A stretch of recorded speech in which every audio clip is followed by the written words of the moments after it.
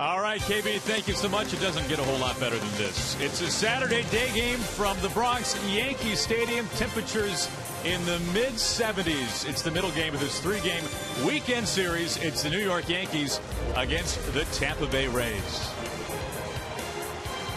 Good afternoon. So glad, as always, you can join us for Major League Baseball on Fox Sports 1. Aaron Goldsmith alongside Brian Anderson. And Brian, when you take a look at how meaningful this series is, especially to the Yankees, but for the Rays too, last night was the first time in almost 2 weeks that the Yankees won and the Blue Jays lost. The American League East race is getting awfully contested. Yes, it is. It's tightening up. I'll tell you, September playoff race baseball is nothing better than that, and that's exactly what we have here this afternoon. The Yankees have closed it within a half a game of the Toronto Blue Jays atop the American League East, and the Tampa Bay Rays, they're chasing that second wild card spot, currently 4.5 games back, but they need to kick it into gear right now.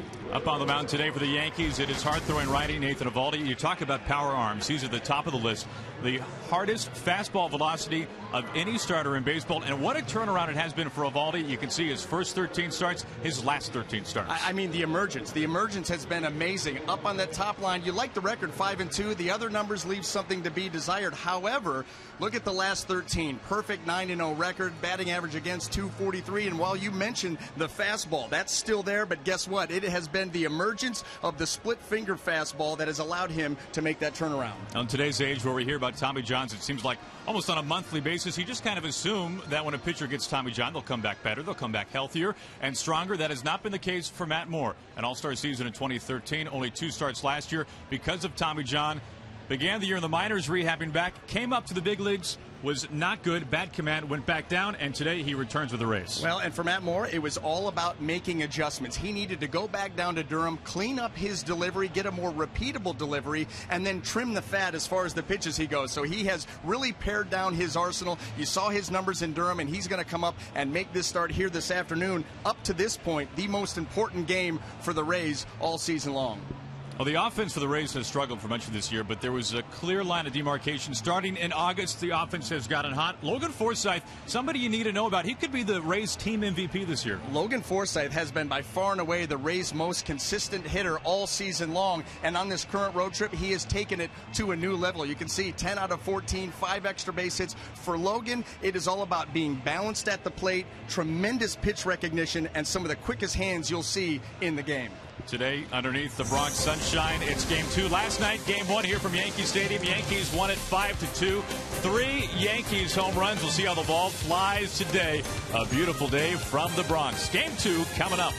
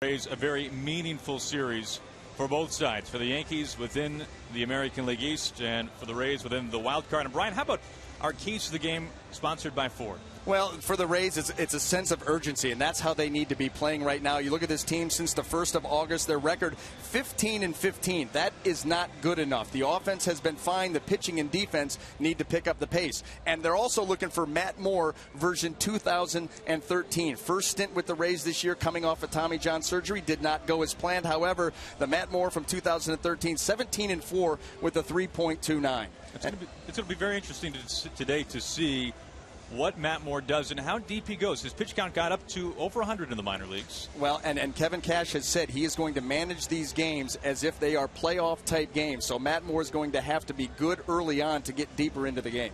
Kevin Cash now in his first season at the helm of the Rays. You saw Joe Girardi before his 8th season here. In fact, Cash was managed by Girardi for a brief period of time when he was a member of the Yankees.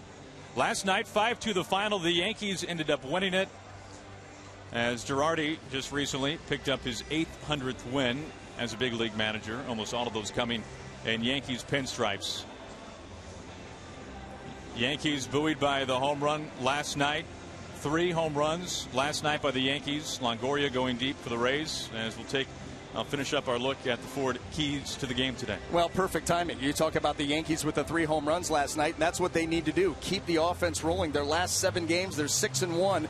They've scored 62 runs, hit 15 homers. So keep that going and living right. We talked about Nathan Eovaldi and the way that he has really emerged this year. But I'll tell you something. He picks the right day to pitch on, too, because he has the second best run support average of anybody in the game of baseball. That's been pretty incredible.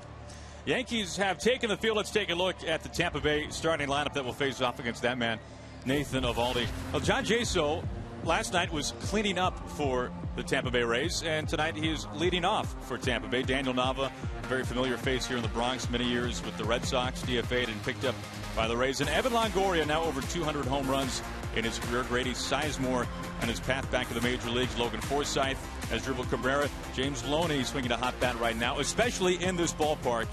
It's over 400 in New Yankee Stadium. Kiermaier, who is on every highlight play defensively. And then Maile, in his first big league start, he has only 1 at-bat in his major league career. Made his debut September 1st in Baltimore. A look at the Tampa Bay Rays starting lineup from this one today. And Nathan Eovaldi, we mentioned the power, but it has been the splitter that has been his biggest turnaround, isn't it? Well, yeah, there's no question about it. He's got the fastball. It's going to average around 96.5 miles per hour. A slider, a curveball that he likes to go with infrequently, a lot of times early in the count, but it has been the split. He has worked on that pitch, was working with Larry Rothschild in it during spring training, and as the season has moved forward, the pitch has gotten better and better. Same with his confidence, and the numbers reflect that. Take a look at the defense behind him. One name that you won't see in the outfield, Jacoby Ellsbury, had to exit the game last night because of flu-like symptoms, had a very upset stomach. So Brett Gardner will be in center field. And an interesting look up the middle. Of course, you got Gregorius and Brendan Ryan getting the start today at second base. For years, one of the premier shortstops in the major leagues. And, well, if you ask the people here in New York, he's a pretty good pitcher as well. Spent 2 scoreless innings out of the bullpen not long ago. So there's a look at the Yankees defense. And it's a beautiful day. Temperatures right now in the mid-70s here from Yankee Stadium, as we're all set for first pitch. The Yankees and the Tampa Bay Rays, game 2 of this 3-game series. Jaso to begin things for the Rays, and Eovaldi starts him off with strike 1. Well, there's that curveball. Anytime you can drop that in early in a count, jump out ahead of a hitter, advantage pitcher, obviously. Quickly 0-2. Well, and I think what you'll see from this Rays lineup is that offensive turnaround. They're averaging over 4.5 runs a game since the beginning of August, and it has been a more aggressive lineup with a guy like Eovaldi trying to establish that fastball. As you would expect a lot of early swings. You see there 98 miles an hour. He averages just under 97 miles an hour with his fastball. Jaso over the shift. And with 2 strikes against him, a leadoff single. You go with that 2-strike, elevate with the fastball, then try to come back with the split, but that ball did not have good action on it at all. Stayed up enough that Jaso was able to sweep it out into right field. That really is the interesting thing with Eovaldi. You would think that with a pitcher who's consistently throwing 96, 97, that his fastball would be close to unhittable. Opponents are hitting over 350 against his fastball. Yeah, opposing hitters get a good look at that fastball. The arm swing of Nathan Eovaldi, you're able to follow it right to the release point, and so it doesn't jump on you like some other fastballs do. First pitch strike to Nava. Longtime Red Sox.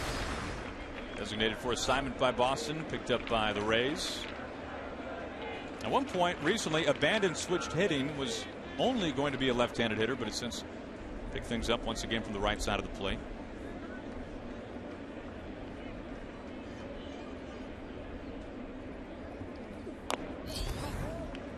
It was interesting to hear Kevin Cash talk about how quickly his hitters were able to really adopt this very new game plan of don't wait pitchers out, especially if you've got a guy with a plus arm like we see here today with Eovaldi. Get on him and try to get on him early. And I think that that is a natural transition. I think hitters by nature want to be aggressive. They've got the bat, they're in the batter's box, they want to swing it. And so when you turn them loose, you see guys really adapt to that quickly, just like the Rays lineup has. And I'll tell you what, you look at some of the pitchers out there nowadays, with 2 strikes, the batting average against is so low. The number of strikeouts in the game right now, it's a disadvantage to hit with 2 strikes. So why even tempt it? Why try to get there? Attack early. Kevin Cash in his first year, taking over for Joe Maddon, having fantastic success with the Cubs this year. Still 0-2 on Nava.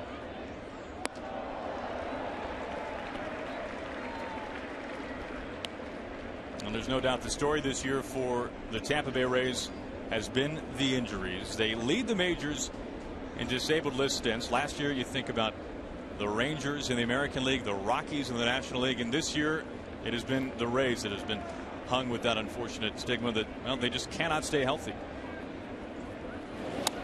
Well, and so they've had to ask a lot of guys to step in. And, to their credit, you're in September. You're just 4.5 games out of the second wild card. A lot of guys have stepped up. You think about a guy, we talked about him already, Logan Forsythe, when the season started or going into spring training, the idea was for him to be, a platoon player out at second base with Nick Franklin.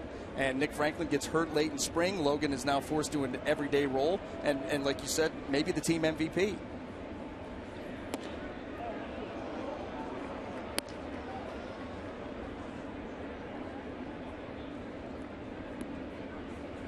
John Jaso, who began this ball game with a single to right field, he was the first casualty for the Rays in his first at bat on a slide, and they had to miss a lot of time. I mean, it began that early for Tampa Bay this year. It really did, and a guy that they brought in, strikeout there by Eovaldi, but a guy that they brought in to hit at the top of the order, good on base percentage guy. Not your typical leadoff hitter, but you're right. He gets on base his first at bat, a ball in the dirt, heads to second. Boom, down with the wrist and misses a ton of time. The splitter getting Nava there, 1 out, 1 on. It brings in Longoria. Longoria, a home run last night, has homered in back-to-back games. In fact, 3 homers in those last 2 contests.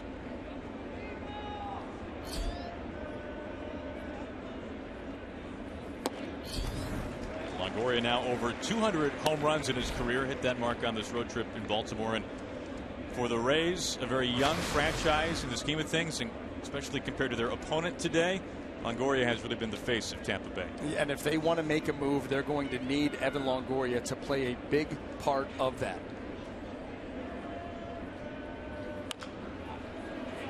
Right to Gregorius. On to Ryan, and a double play.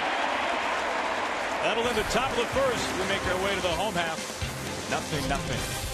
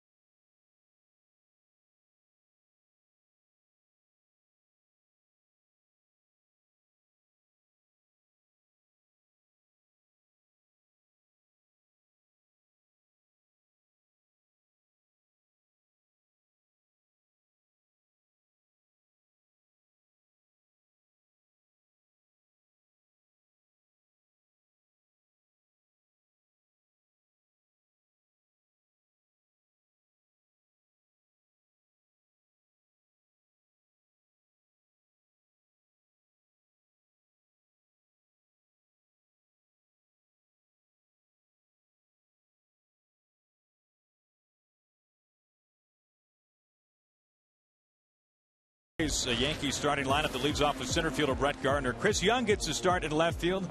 Alex Rodriguez last night career home run number 681. And you see John Ryan Murphy doing the catching today. Didi Gregorius swinging an awfully hot bat. Brendan Ryan is at second base and rounds out the order today for the Yankees.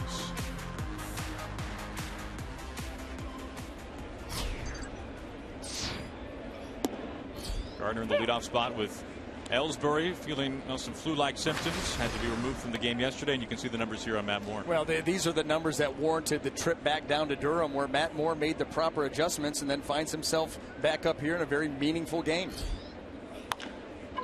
Tight to the line, and Oney keeps it in front of him.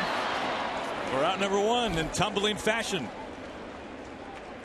I'll tell you what, the Rays organization, they pride themselves on pitching and defense, and a heck of a play here by Loney. The backhand, knock it down, realize you got a little bit of time, and then scramble to the bag, and how about baseball in hand, try to beat Gardner. Well, Gardner can fly. You can see the effort from the Yankees leadoff man with the headlock slide. It's a good start for Moore. 2 pitches, 1 out. He faces Chris Young.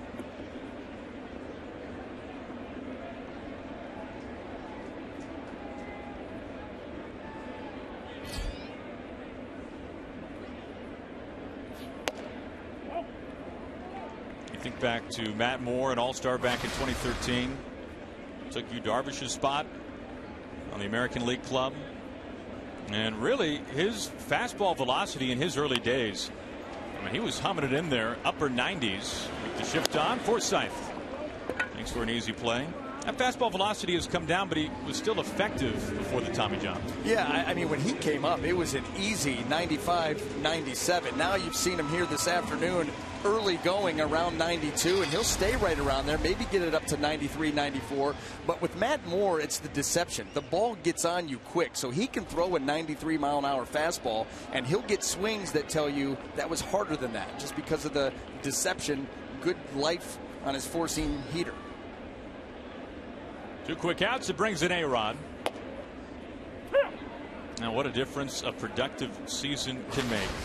Alex Rodriguez, who was all but banished here in the Bronx. You can see his numbers here.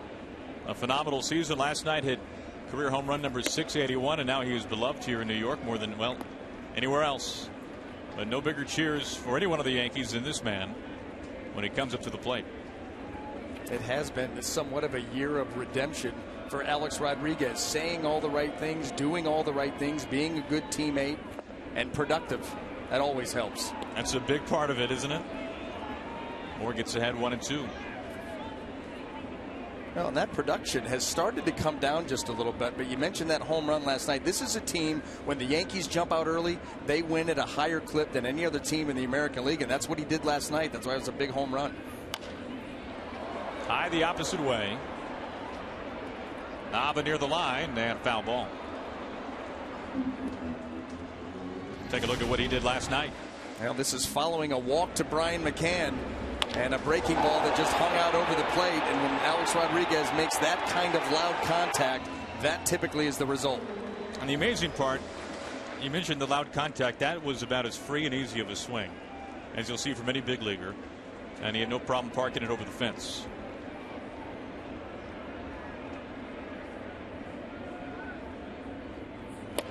Not exactly what Matt Moore was hoping for. 94 miles an hour that time. And a 1-2-3 quick and tidy bottom of the first.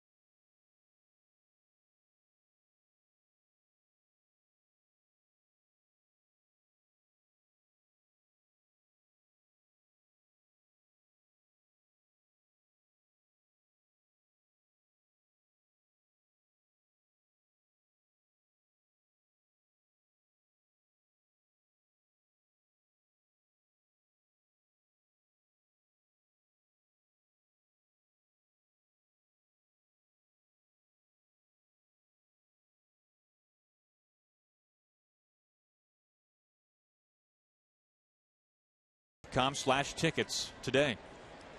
Glad you could join us. Yankee Stadium here in the Bronx. It's the middle game of this 3-game series. Yankees and Rays scoreless through 1 as Grady Sizemore lead things off for the Rays in the top of the 2nd. For his pitch, soft roller to Brendan Ryan. A nice start for Nathan Eovaldi. And for more on today's Yankees starting pitcher, we check in downstairs with Ken Rosenthal. Ken? Well, Aaron, the Yankees wanted Nate Eovaldi for obvious reasons. He's 25, capable of throwing 200 innings. But their analytics department identified something else. Eovaldi's principal catcher with the Marlins last season, Jared Saltalamacchia, was the worst pitch framer in the majors. Eovaldi had much better numbers with the Marlins backup, Jeff Mathis, and the Yankees believed that pairing Eovaldi with their catchers, Brian McCann and John Ryan Murphy, would prove beneficial. Now, neither of those guys is a superlative pitch framer, but they're both a lot better than Salty was a year ago. That's interesting stuff, Ken, and we appreciate the insight there. You think about Eovaldi and what he has done this year, and there's no doubt that the wins, that's the one stat that stands out probably more than anything, Brian. You think about his first 79 starts of his career, he picked up 15 wins. This year, he has 14 wins. And you mentioned earlier the run support for Eovaldi has been off the charts. Well, the run support has been tremendous, but he's been throwing the ball great for the Yankees over his last 13 starts. We talked about that 9-0 record, the ERA, 3.32. You'll take that all day long, especially with this offense behind you. Learning how to win games in the big leagues. Forsythe, a fair ball, tied to the line.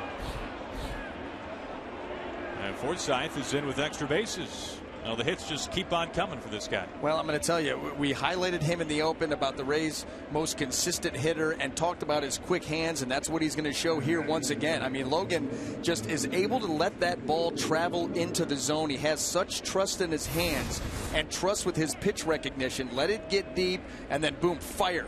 And there's not a lot of wasted movement there, and he's able to sneak it down the line past Chase Headley. Rays' first scoring opportunity. Tampa Bay was sat down in order in the top of the first despite a leadoff single by John Jay, so double play into things quickly. One out, Forsythe at first, and it brings in the veteran Asdrubal Cabrera, switch hitter.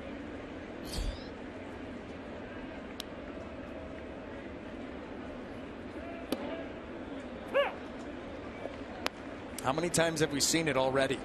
Recognizing that this Rays lineup, especially the left-handed hitters against a power righty, come out swinging at that fastball. He's gone with a number of first pitch breaking balls already here this afternoon.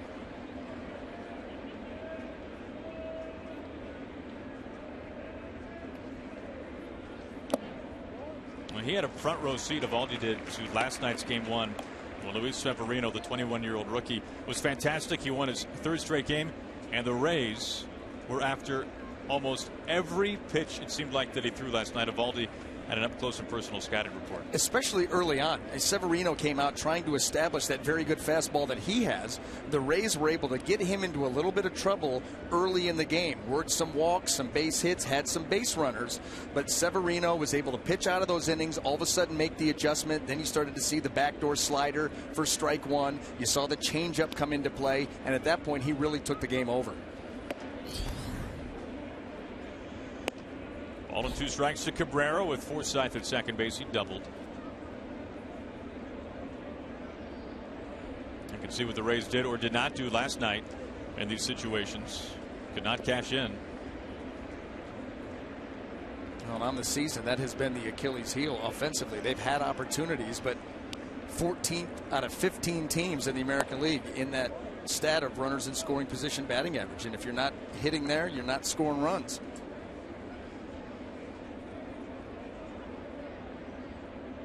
First year for Kevin Cash.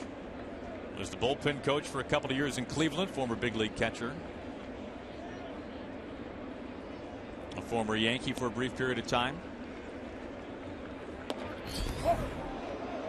Close pitch, but a full count.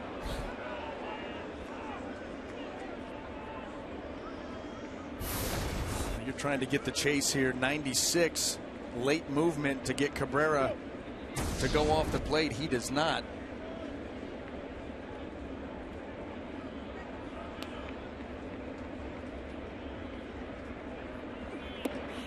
walk. So the double, and now the walk to Cabrera. First walk today for Eovaldi.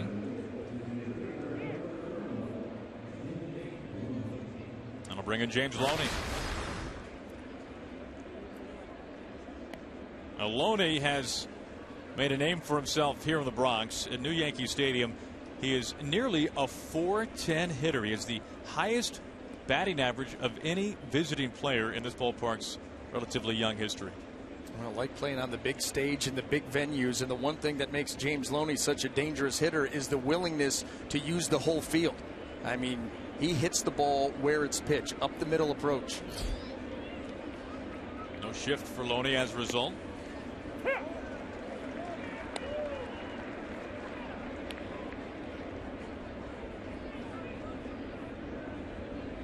You can see how he has done against the Yankees overall, both home and away. Among all active hitters, he's at the top. Haven't figured out the formula. Not yet. Every team's got that guy. They do. They really do. And every pitcher has that guy. Forsythe at second, Cabrera at first.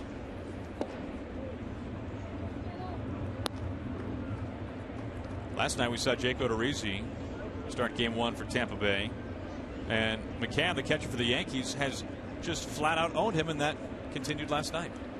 For some reason, some guys just see the ball better. You make more mistakes to them.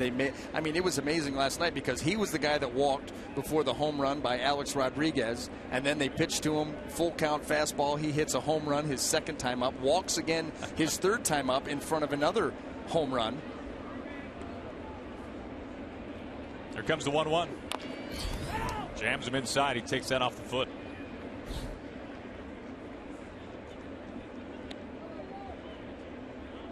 Now, Brian, we've talked about the Rays becoming more aggressive offensively. And when you think about the teams in baseball that are really numbers driven, really analytic driven, the Rays, certainly Oakland as well. Kevin Cash made a pretty clear point today that just because maybe you don't swing early doesn't mean you're just up there to take pitches. It's about when you're aggressive and on what pitches you're aggressive. Yeah, I think that's absolutely the case, especially now.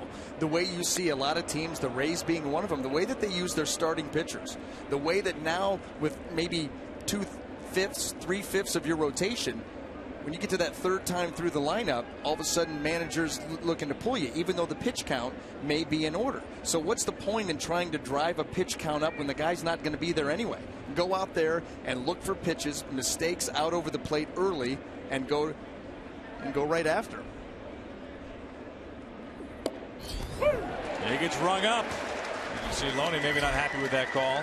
Second punch out, 96 miles an hour from Eovaldi. It was the late movement. And James Loney, when the ball comes out of the hand, says this is off the plate. And look at it come back and catch the inside corner. That's where the beef lies. That's just a good front door two-seamer by Nathan Eovaldi.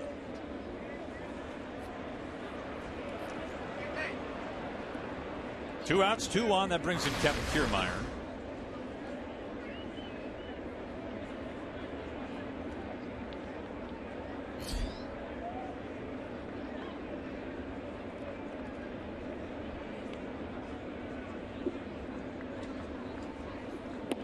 And in Kiermaier's career, he has gone from somebody who first made his big league debut strictly as a defensive replacement to someone who was a part-time player to a man now this year you could be right now looking at the American League Gold Glove winner in center field. Well, his defense has been otherworldly, truly. I mean, the jumps that he gets on balls, the amount of ground that he covers, his athleticism.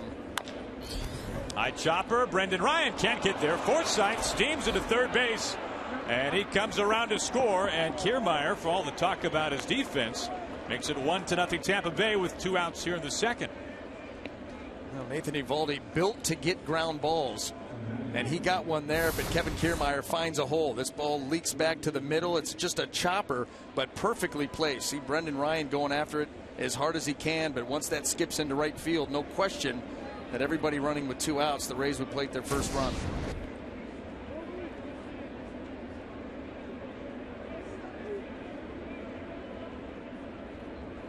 That makes for the Rays' first hit with a runner in scoring position early in this 3-game series. 0 for 7 last night, as we were talking about earlier. Brings in Maley, the catcher. Maley made his big league debut not long ago. Start of the month in Baltimore. You can see from Kentucky, played his college ball there, had a lot of family in Baltimore, has some family here today as well.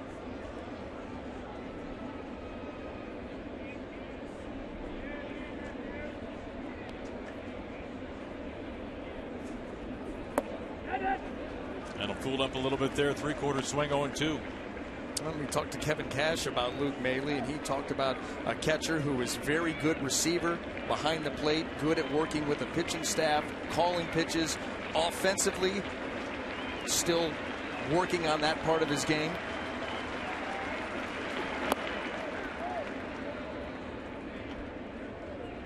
And you can tell that a large part of the motivation to have Maley in the lineup today because of how many times he caught Matt Moore in the minor leagues.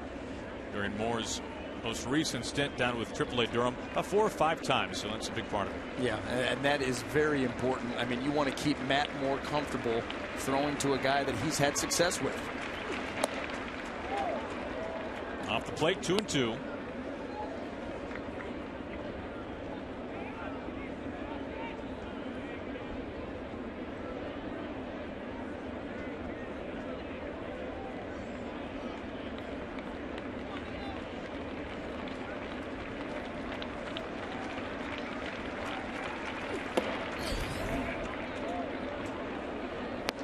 Time missing at 98.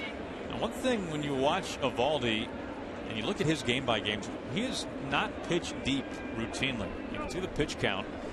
He had a quick 1-2-3 top of the first. It's been a little bit more of a labor here in the second. He's given up 2 hits and a walk. And strike 3 called. He gets him. Eovaldi able to work out with having Cabrera and Kiermaier left stranded, but a run in as the Rays take an early lead.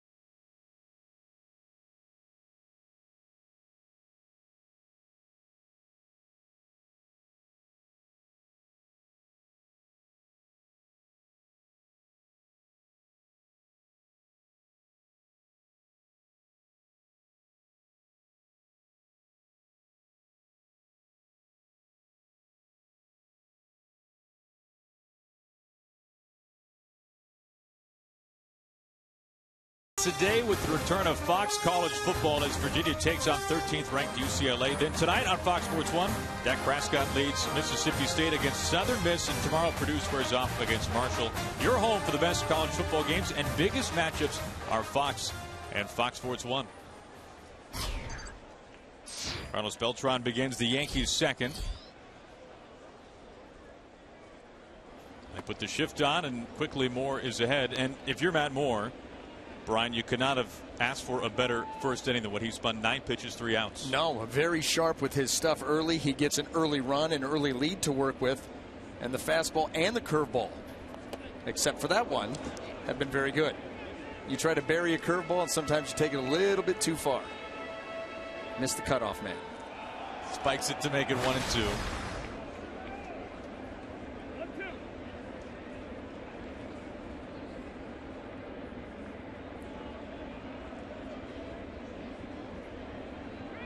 Loney, the only man on the right side of the infield, much closer to first base than to second.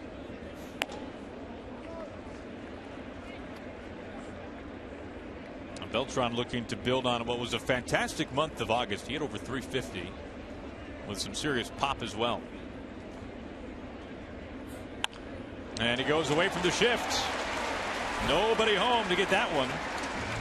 And it's a leadoff single. Well, for more on today's Rays starter, Matt Moore, we check in with Ken. Well, guys, as the Matt Harvey debate rages throughout the industry, Matt Moore is living proof that not all pitchers coming off Tommy John surgery are created equal. Moore had his surgery April 22nd, 2014, just a few weeks before Jose Fernandez had his. And if you remember, Fernandez came back, looked great. First 7 starts, 2.30 ERA before he had to go back on the DL with a right bicep strain. Moore, as we've talked about, had a lot of problems, no command. And Brian, you can talk about this as a former pitcher. It's just not always easy, and it's not always the same. Well, I wouldn't know anything about it because I tried to come back from Tommy John surgery twice and was unsuccessful both times. So, I mean, the thing is, it's a long process. It is a long process. It's a lot of work behind the scenes to build up the stamina to even get into a game. But the timing for everybody is different. There's no question about that. A flare, foul ground. This finds the seats. Now, Ken brings up a great point, Brian, because when you think about Tommy John, you really only think about the successful cases. Right. Right. And there are a lot of guys that either never make it back to the level that they pitched at previously or never make it back at all. 1 ball and 1 strike to Headley. Beltran aboard at first.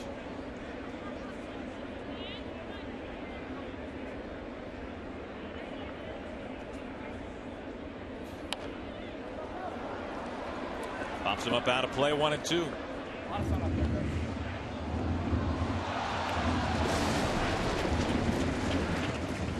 You think about last year, though, in the major leagues, 31 big leaguers had Tommy John surgery. That's more than one entire team, one entire roster. Now, that's how many we were talking about from the season ago. And you had some serious aces. Moore was a part of that. You heard Ken talk about Jose Fernandez, Matt Harvey. It's easy to forget about Jared Parker of the A's. He had his second and then had a setback this year. Pretty serious one. Into left field. Grady Sizemore is able to make the running catch. Out number 1. Well, think about this. Just think about the velocities nowadays. Guys are throwing harder than ever.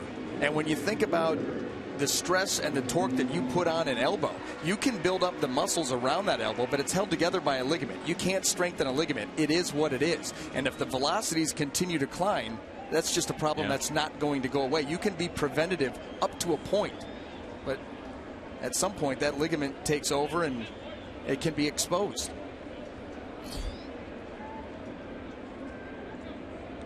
One out, 1 on for Greg Bird, Yankees first baseman. And there's no doubt the 2 main storylines in New York these days. It is, when will the Yankees see Mark Teixeira again? And when will the Yankees see CC Sabathia again? Well, we have gotten the answer to one of those. Sabathia simulated a game yesterday, and he will, if all things go according to plan, rejoin what will be a 6-man rotation for Joe Girardi on Wednesday, coming back from a knee injury. But it is because Teixeira has now officially been put on the disabled list, severely fouling a ball off of his shin. That is why we see Greg Bird getting some extended playing time.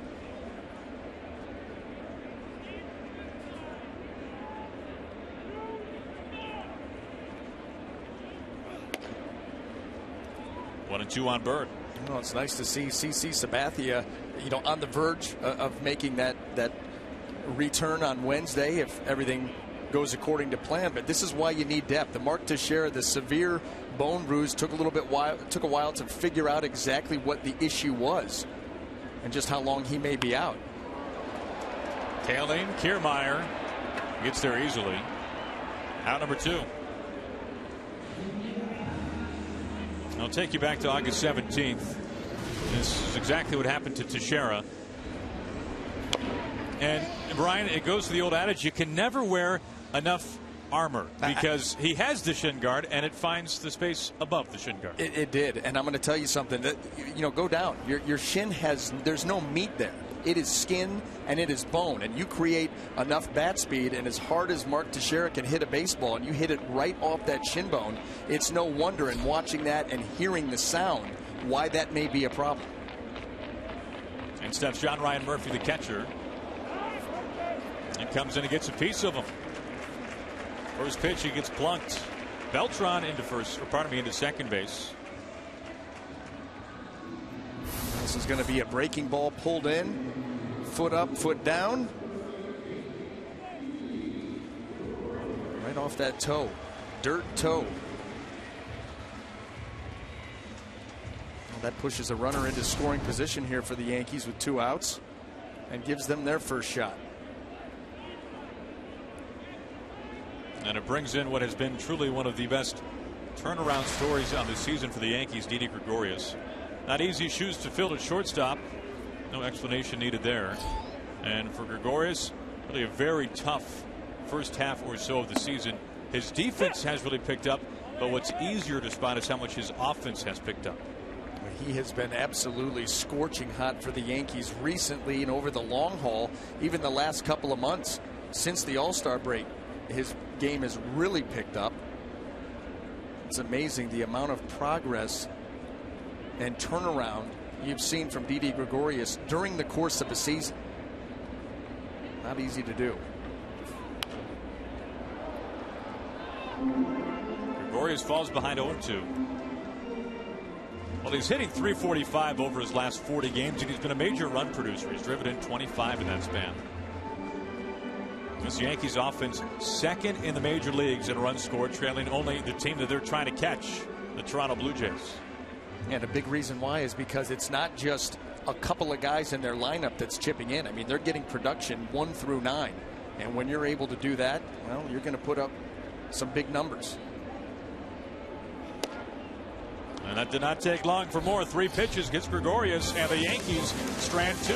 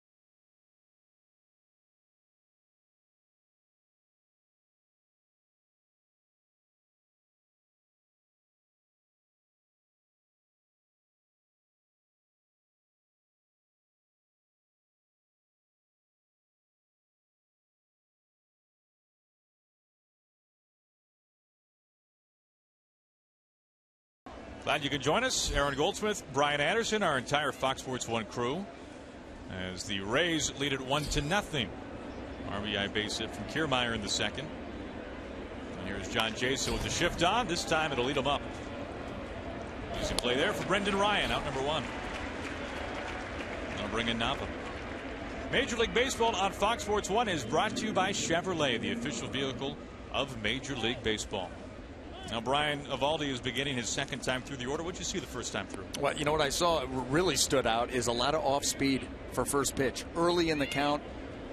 You know, this is a guy with a big fastball. The Rays, you just saw right there, first pitch fastball to John Jaso in this at bat, and he goes after it aggressively, grounds out to second base. But it was a lot of first pitch off speed pitches by Eovaldi, trying to keep this Rays lineup off balance.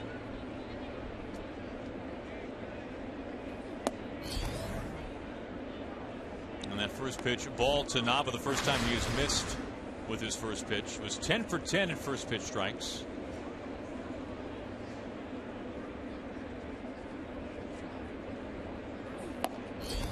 That's a stat or a topic of conversation, Brian, that first pitch strikes, you see some guys really get burned by throwing too many first pitch strikes. And it seems like some teams like Tampa Bay may be more concerned with what you do in your first 3 pitches. Can you get ahead as opposed to, are you always routinely in there with a first pitch strike? It really depends on what kind of pitcher you are.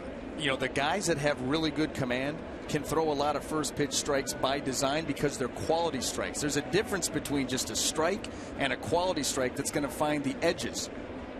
And those first pitch strikes out over the heart of the plate, those are the ones that guys ambush and jump on. And the Rays, you're right, their idea is get to 1 and 2. The 1 and 1 is the break count, and 1 and 2, the difference between 1 and 2 and 2 and 1 when you look at the numbers is night and day. So that is the big count for the Rays organization. Nava ahead, 3-1. And he draws the 1-out walk. Second walk from Eovaldi. Nava reaches for the first time.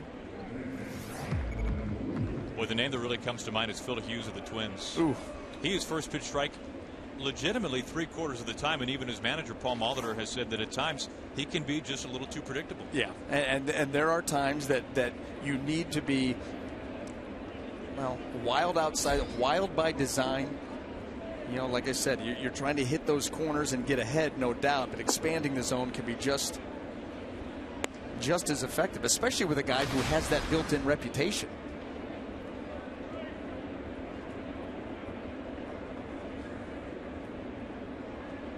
Longoria bounced to an inning-ending double play back in the first.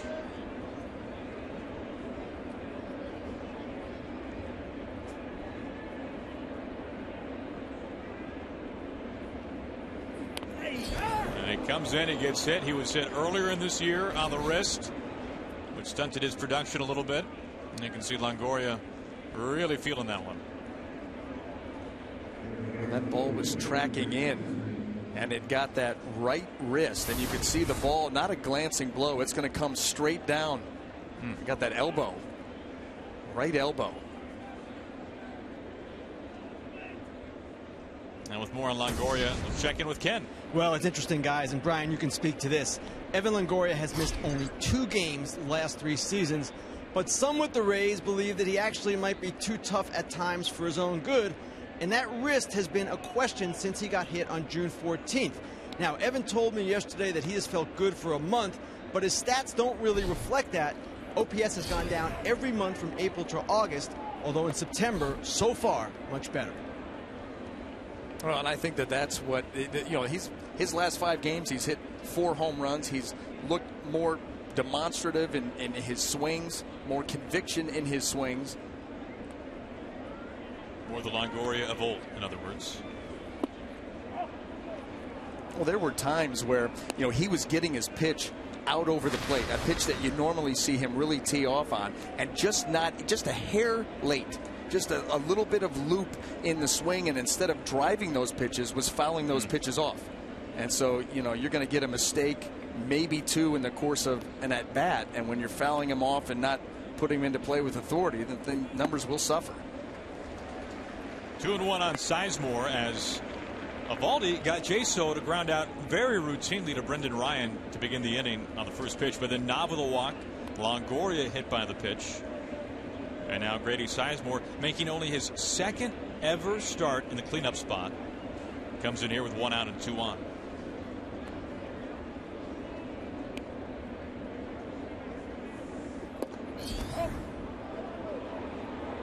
Eovaldi falls behind once again. His second 3-ball count here in this inning. Now, you mentioned it earlier. You know, John Jaso hitting leadoff today, cleanup spot yesterday. Sizemore cleanup today, leadoff in last night's game, and ahead in the count here, 3-1. And the bases are loaded. Fastball missing, so 3 base runners without putting the ball in play in this inning. And here comes Larry Rothschild, the pitching coach. Now he's going to come out there and try to get his big right-handed starter back into the zone. Nathan Eovaldi, tremendous stuff, but when guys are pure stuff pitchers, from time to time they're going to have those ball games where the command goes awry, and that's what we're seeing here. And where that further hampers you is when you're not commanding your pitches. The borderline pitches you are not going to get, so you really got to pitch out over the plate. Joe Girardi looking on, now in his 8th season at the helm of the Yankees. Rays got a run into second with 2 outs on the chopper into right field by Kevin Kiermaier. And now the hottest hitter for the Rays, Logan Forsythe, steps in with 1 out and the bases packed. Nava reached on ball 4. He's made it all the way to third base. Longoria was hit in the back elbow, and you just saw ball 4 to Sizemore. And missing with the first pitch to Forsythe. Now, to tell you how quickly command can vanish, and it happens to every pitcher at some point over the course of the season, multiple times in fact. 10 for 10 first pitch strikes for Eovaldi. After the first out of this inning, it has been ball 1, and then 2 more times after that.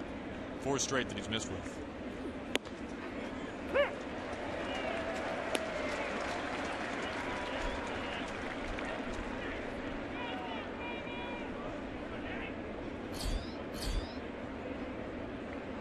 Not exactly the breakout that you would like to see. Hardly more strikes and balls. Has it 1-1 to Forsythe. Gets some swinging. Now that was a split finger thrown with conviction. You could see good finish out in front, and that's what's been lacking here with Eovaldi early in this ball game.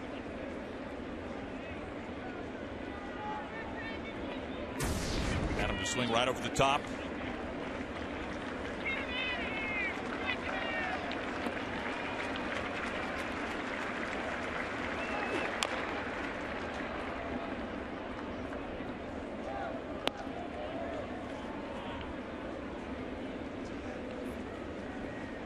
You can see this road trip for Forsythe, Brian. It has been absolutely off the charts. Well, the road trip started in Baltimore. 3-game series. He had 3 hits in each game. A hit last night, a hit already this afternoon. He's just able to stay quiet at the plate for so long and trust the quick hands. Lays off that pitch. Now Forsythe hardly made an out in Baltimore. No, 9 out of 10.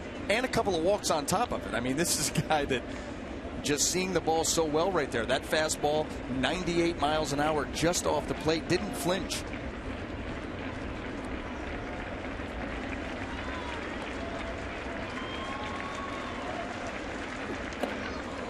Turns him in, full count.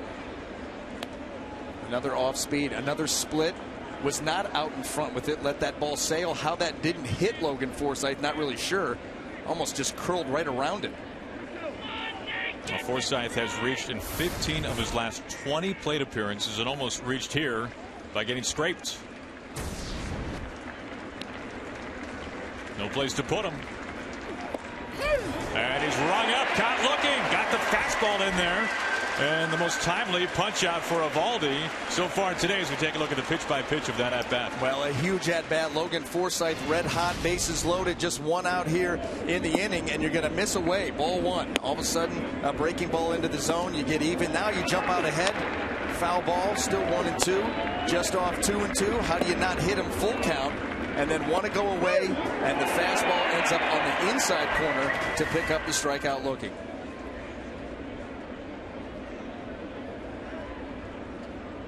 Eovaldi not quite out of the woods yet, though. He's got the bases full, still 2 outs for Cabrera. On the first pitch, into right field. Nava comes in to score. Longoria, as it's bobbled in right, 2 runs come home. And we talked about the aggressive hitting for the Rays since the start of August, and Cabrera follows suit. It's 3-0 Tampa Bay. Well, and is Drupal Cabrera not one of those guys that needs to be talked into swinging the bat early? He gets a breaking ball, and it was a mistake. Another pitch that stays out over the plate, out into right field, and right there Carlos Beltran looking to make a throw, bobbles it. The Rays have extended that lead now to 3.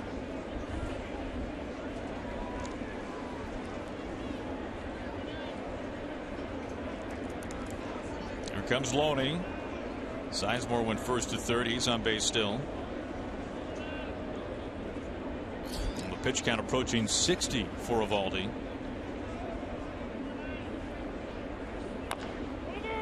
Chopper, and an easy play for Bird. And Eovaldi needed to get out of the third. Unfortunately for his sake, it was a pitch too late. It's now 3-0 Tampa Bay.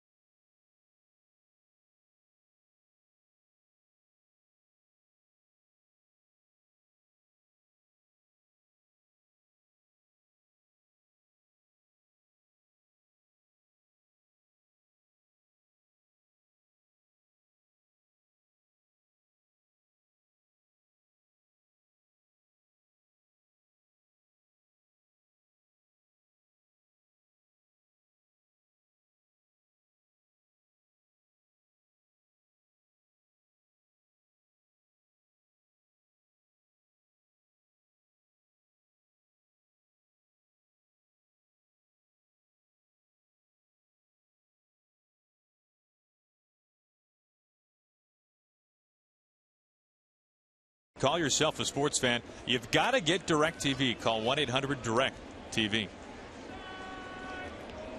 Brendan Ryan will lead things off in the bottom of the third for the Yankees. Rays have now taken a 3-0 lead. It was Kiermaier's bouncing ground ball into right field of the second, and then with 2 outs on the first pitch, Cabrera a line drive into right field in the third.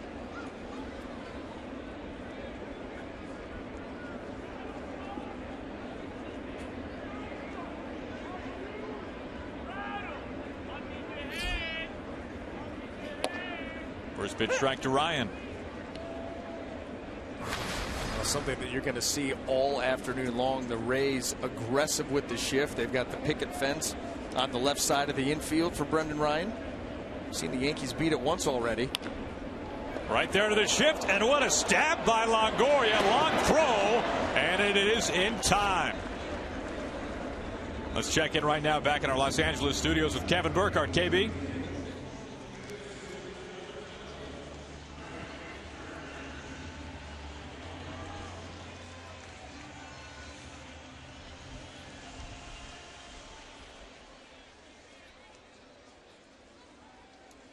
That's one, thank you, KB, that the folks here in New York will be keeping a close eye on. Last night, Brian, this is amazing. Last night was the first time that the Yankees won and the Blue Jays lost in over 2 weeks. I mean, the frustration level for that man has to be through the roof. You're playing good baseball, but the Blue Jays have just been absolutely on fire. Now the Blue Jays go out and make the 2 big deadline deals. To bring in Troy Tulowitzki. A couple days later, you're going to bring in David Price, Ben Revere. You're going to bring him in to play the outfield, maybe hit leadoff, find somewhere in that order to hit him. And it's just like newfound life for that team, and they have just gone crazy since then. You're absolutely right about the 2 deals of the deadline. And the funny thing is that that's probably not the biggest deal that they made, the offseason deal with the A's. To bring in the guy who very well at this rate will win the MVP of the American League, and Josh Donaldson. Let's check in with Ken. Guys, here's the question. Does Toronto have enough starting pitching to get through the postseason? Certainly David Price helps that. If Marcus Stroman comes back, all the better. But we're talking about Dickey and Burley and Hutchison and Estrada. There are some questions there. There's a soft pop-up. Forsythe. Ken, you bring up Marcus Stroman. This is a young man who we saw last year at the end of the season, and you talk with anybody with the Blue Jays and they'll tell you that he has this infectious personality that does even more than just what he can do up on the mound. What is his timetable? We know that his rehab has begun. Well, they're wondering if he's going to be ready after his next rehab start, and it's a question. He's coming back from this knee injury a lot faster than anyone anticipated. It's the kind of thing, guys, you can't count on, but man, if he comes back, it's an entirely different equation. Well, there's absolutely no doubt if they get a healthy Marcus Stroman back with his kind of stuff and the way that he can command the ball around the zone and be a stuff guy, because you think of everybody else, R.A. Dickey, the knuckleballer, Mark Burley. You talk about getting by on guts and guile. A little flare right there to Forsythe. Boy, the shift has worked out pretty well so far early on defensively for the Rays.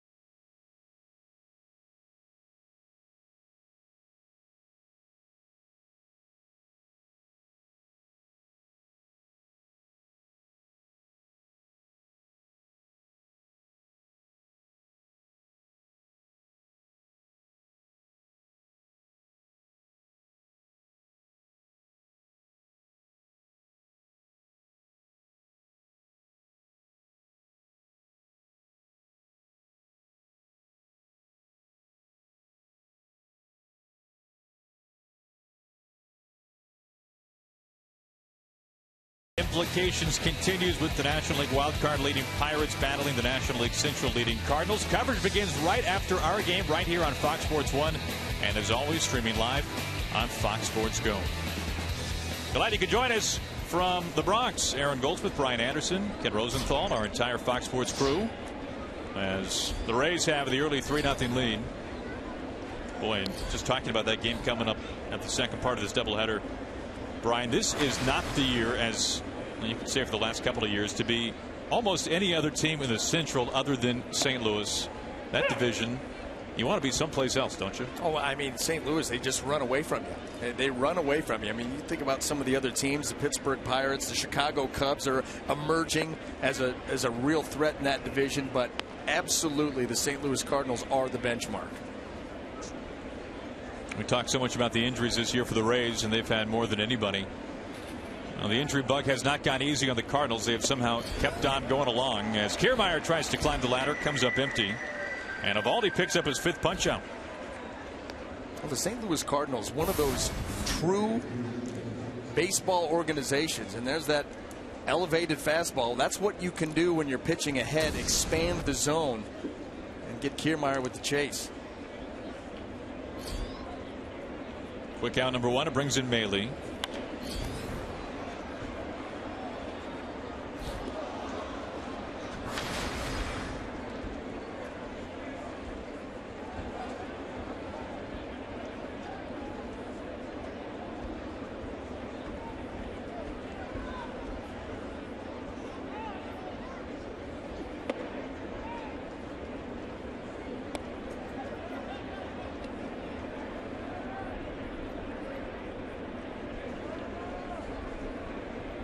Good news for Yankees fans. That man, CC Sabathia, is scheduled to pitch on a Wednesday.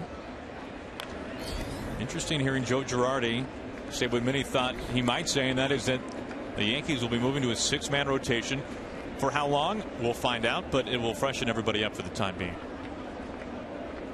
Sabathia will be pitching with a pretty hefty knee brace, it sounds like.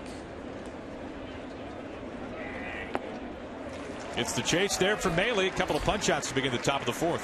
And that'll be something to really keep an eye on. I mean, it's, you go out there to pitch and you're used to feeling a certain way, and all of a sudden you go with a bulky knee brace, a completely different feel, and going out there trying to compete at this level.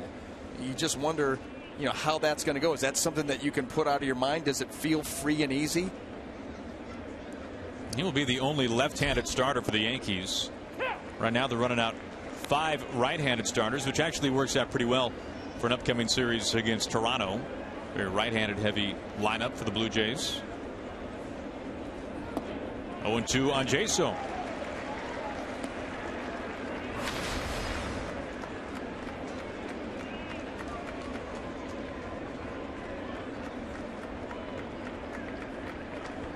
The shift on for Jaso. That series coming up for the Yankees against the Blue Jays will essentially be their version of the World Series early on. It will feel that big. Right. But in the meantime, you had better focus day to day, the game that day, and not look down the road. They'll be here soon enough. The key for the Yankees is to keep their focus on the task at hand. You talked about how frustrating it was over the last couple of weeks to just not be able to gain ground on the Toronto Blue Jays. Well, realize that you've got 7 games of them. You'll have enough to say about where you are in the standings, but you got to take care of business today. Jaso the opposite way, avoids the shift, and after a couple of strikeouts, Jaso is aboard with a 2-out single. He reaches for the 2nd time. Tell you what, the split finger for Nathan Eovaldi has been so inconsistent this afternoon. He comes with another one here, but that ball stays up, and it allows John Jaso to just soft serve it out into left field. He's got plenty of room to work with. There's the grip. Look at where it ends up. Easily recognized by John Jaso, and he can just flip it the other way and take his 2-out single. Well, Eovaldi had a chance for his first 1, 2, 3 innings since the first, but he'll have to wait till later. Here is Nava. 2 outs, a man aboard. And off the glove there of Murphy, and Jaso can easily waltz it to second.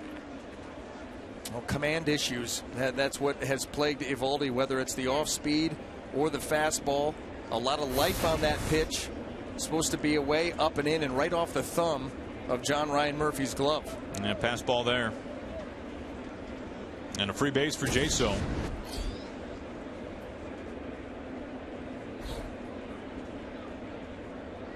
Nava walked and scored in the 3rd.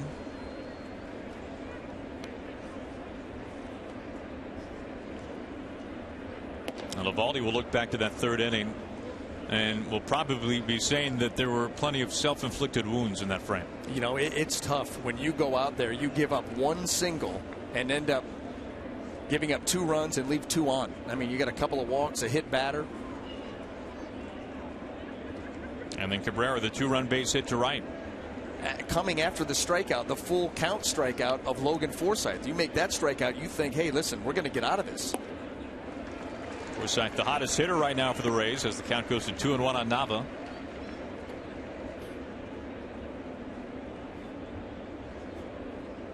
And if you are Tampa Bay in this ballpark against the second highest scoring team of the game, you have to pile on, as the Rays have Jaso in scoring position. Well, the Rays as a team will get more aggressive with the lead. You get the right guys on base, you start to put them in motion, but you're never content with the lead in this building. A lot of power in that Yankee lineup. Nava deep. Brendan Ryan covered some nice ground there. Jaso left stranded. Now we go to the bottom of the 4th.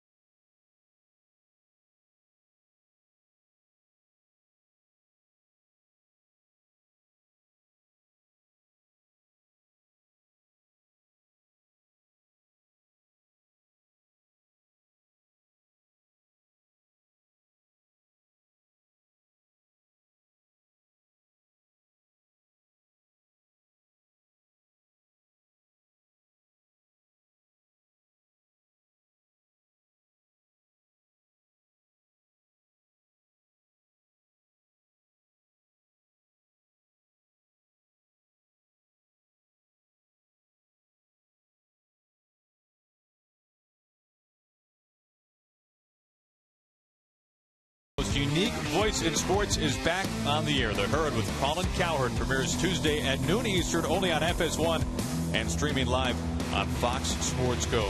Smart Sports Talk. Finally. There's Alex Rodriguez to begin the bottom of the 4th inning. Rays lead it 3-0. A-Rod, a strikeout victim on a Matt Moore fastball to end the 1st inning. As they shift for A-Rod.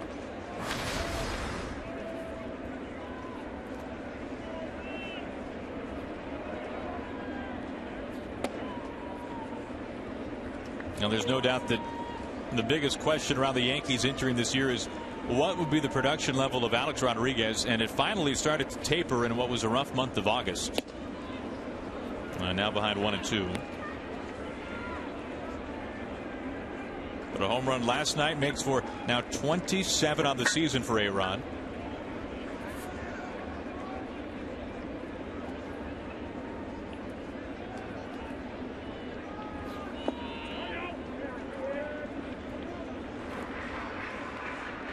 Two balls and 2 strikes. And then you can see since August the 1st, well beneath 200. But through July, 282 and almost 25 bombs. Who saw that coming? Right out of the gate, too, after having a season off. I don't think anybody saw that coming, but adjustments have been made, as you see by the numbers. And it's, a lot of it is the off-speed stuff that you try to go short with Alex Rodriguez and get him reaching and out in front. And you've seen a lot of fastballs trying to tie him up and in, get it over the swing.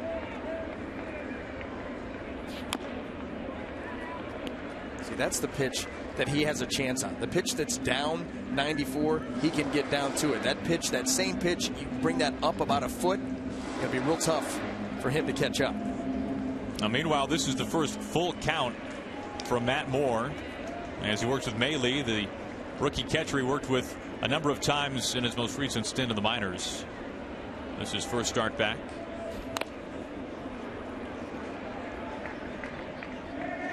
And really, Brian, based on the numbers in Moore's starts, 6 starts once he came back up to the big leagues following Tommy John, an ERA now pushing 9.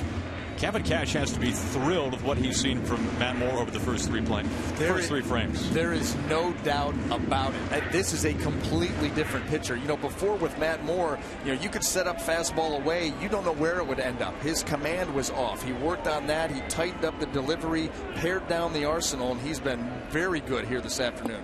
Pitch number 8, and he ties up A-Rod. He gets him. Carlos Beltran coming up, and with more on Beltran, we'll check in with Ken. Well, guys, I asked Beltran yesterday how long he wants to continue playing, and he said that sometimes he mentions to his wife that he would like to go 20 years. This is his 18th season. Next year, last year of his Yankees contract. Recently, he was talking with Red Sox hitting coach Chili Davis, fellow switch hitter, and Chili told him, play until they kick you out. Now, Beltran said, I don't know if I want that. I have pride. I want to go out on my own terms. And the next question becomes, after he retires, what about the Hall of Fame? Beltran said, if it happens, beautiful thing. But if it doesn't happen, I've had a great career. Nothing will take away from my accomplishments. Now you think about the production, thank you, Ken, that Beltran has had over a nearly 2-decade career with so many different teams. Kiermaier, full speed ahead, covers into the gap, and he makes the catch. 2 outs. Now, the point that Ken brings up about the Hall of Fame, that's a very valid conversation. Well, if he continues to be as productive as he's been since the 1st of May for a few more years, well, I think that becomes an easier call on Carlos Beltran. But I agree with Chili Davis. I mean, you play this game as long as there's a lot of time you can be retired. There's a very short window for most guys, and even 20 years in the grand scheme of things. In baseball years, that's forever. But 20 years is not that long of a time frame overall. So forget pride? If they're paying you to do this? Well, yeah, but I mean, you got to believe that they're going to be paying you to do this because you're still productive. Sure. Headley dumps it into center field with 2 outs. And Carlos Beltran, he's a smart player. He knows how to make adjustments. We've seen him do that this season. But yeah, I say play as long as you can. Beltran a little bit of time this year on the disabled list, but boy, Brian's point is a good one. Since May, hitting over 300 with some good pop too. 2 outs, Headley at first for Bird.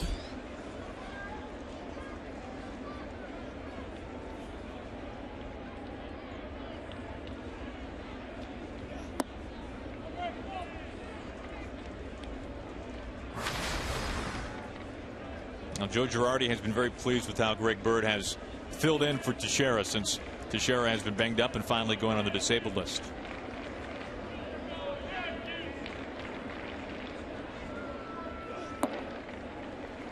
Really, you think about Greg Bird, you think about Luis Severino showing maturity beyond their years, not only in Major League Baseball, but in this market. I mean, playing in New York, not the easiest place sometimes to break in. But these guys, they just go out and play ball. They've been productive. I'm unflappable so far. 2 balls and a strike.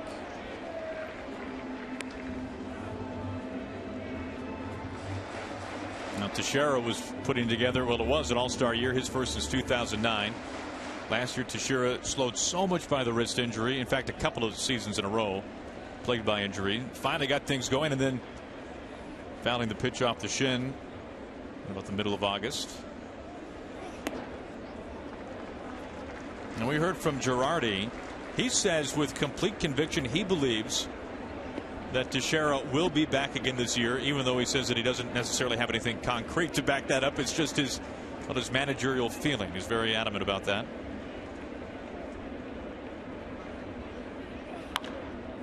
Pops him up.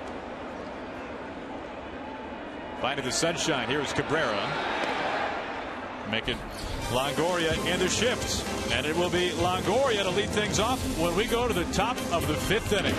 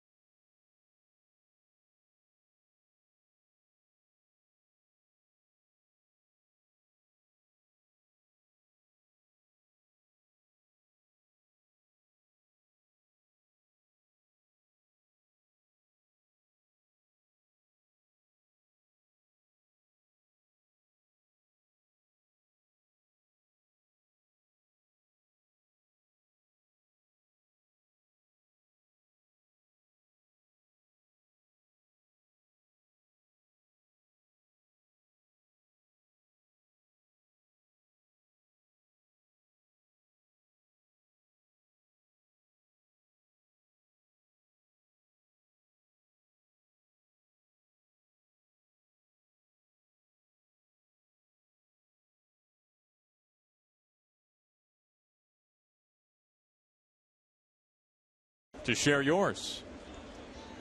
Glad you could join us on a gorgeous day here from inside Yankee Stadium. Game 2 of this 3-game weekend series. The Rays losing last night, but Tampa Bay has a 3-0 lead as we start the top of the 5th.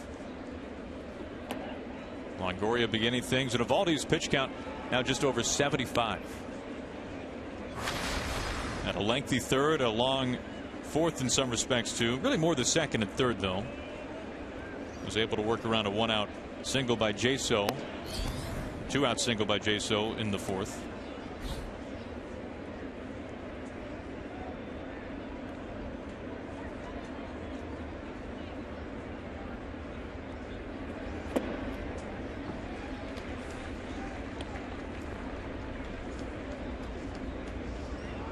And Longoria has seen the Yankees plenty over the course of his career, all with Tampa Bay. You can see since 2008, tied for the most home runs against the Yankees, the most RBIs, and not a huge surprise. Jose Bautista, the man that he's tied with in terms of the home runs.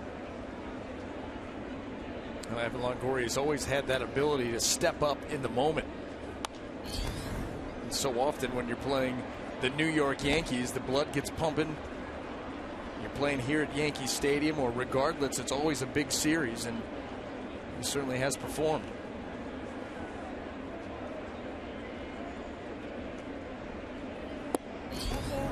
Longoria, a leadoff walk to start the top of the 5th.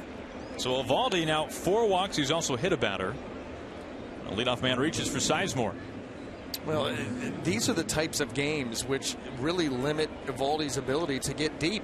You know, a lot of deep counts, the walks, base runners. He's been pitching out of the stretch all afternoon. A lot of traffic on the base paths. And this leads to a greater point for Joe Girardi, and that is of the Yankees bullpen and what it looks like right now and how much he has had to use. One of the most feared duos out of any bullpen, and that is Betances and Miller. Miller the save last night. Betances had the night off. And what those two allow you to do is to shorten the game and shorten it significantly. You know, you can count on those guys for shut down 8th and 9th inning. And so all of a sudden now with a couple other guys sprinkled in out there, and there is Andrew Miller, and he came in to pick up that save, got 2 outs last night and did it rather quickly, just a few pitches. Longoria at first base. Yeah, the count goes to 1-1. Well, Sizemore began the year with the Phillies, now a member of the Rays, and this was a player, Brian, that in the early days of his career, early 2000s, 3-time All-Star with the Indians, Gold Glove winner, Silver Slugger, and then was riddled by injuries. And there was a day, though, where he was truly one of the game's elites. Well-rounded player, plus defender, good speed. Talk about Kiermaier's jumps and the ground that he could cover. Grady Sizemore the same thing, could swing the stick. But you're right, injuries have robbed him of time and production, but been pretty good since coming back with the Rays. Looks at a strike to make it 2-2. Last year some time with the Red Sox, for the Phillies too. Another example of a guy that still feels like there's something left to give. Yeah. And can still be productive. He's worked his way right into the cleanup spot here this afternoon.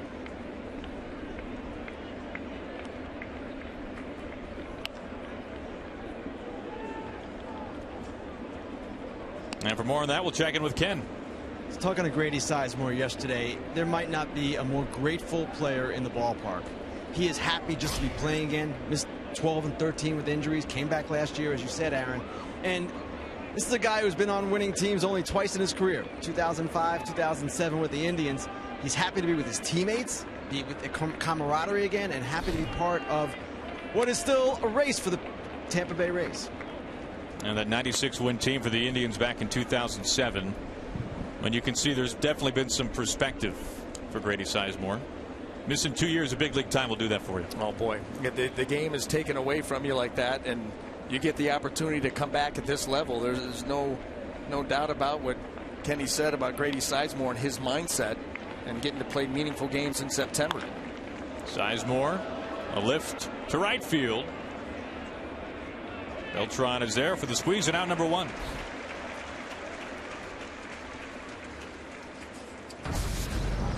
And brings in Logan Forsythe. It goes back to the message to Carlos Beltran: play as long as you can. I feel like you're going to be talking with Carlos tomorrow about this. May do that. May stop down there today. That is the first fly ball out today for the Rays. 6 on the ground, 6 punch outs. First pitch strike to Forsythe.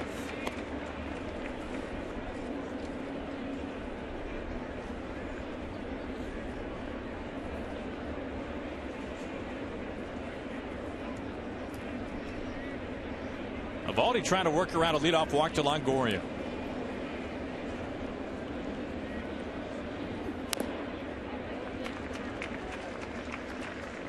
Brian, what were the expectations or the hopes for Logan Forsythe entering this season? Well, really, coming into spring training, the idea was, the shortstop position was up for grabs. Didn't know how that was going to pan out. As Asdrubal Cabrera, he really took hold of that position early in spring training, and then it became the thought that Logan Forsythe and Nick Franklin would platoon out at second base. But late in spring training, Nick Franklin comes down with an oblique injury. It's too late to really do anything, so they kind of forced Logan Forsythe out into an everyday type of role. And here, been the most consistent hitter. I know he goes down swinging there, but he has been a godsend for this team, not only at the plate, but even out in the field. That's out number 2. That's the type of pitch, too, we've seen from Eovaldi. We've seen some plus off-speed pitches, but inconsistent overall on the day. And here is Cabrera.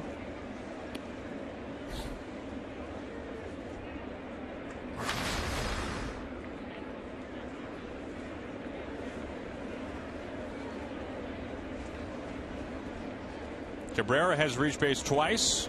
2-run single to right field his last time up.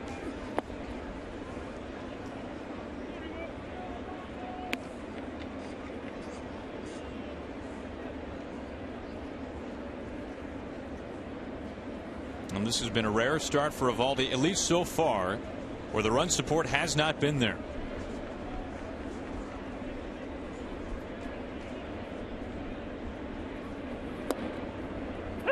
A strike to make it 2-1.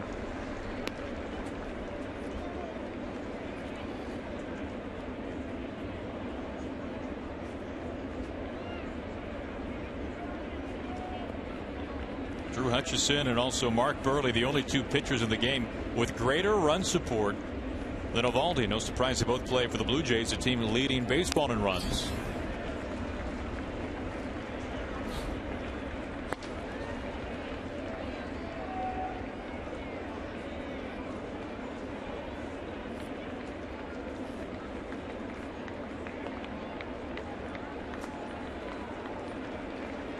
All the talk about Matt Moore and Tommy John surgery. Well, Eovaldi had Tommy John surgery after his junior year in high school. Eovaldi, now 25 years old, from Houston, still lives there in the offseason.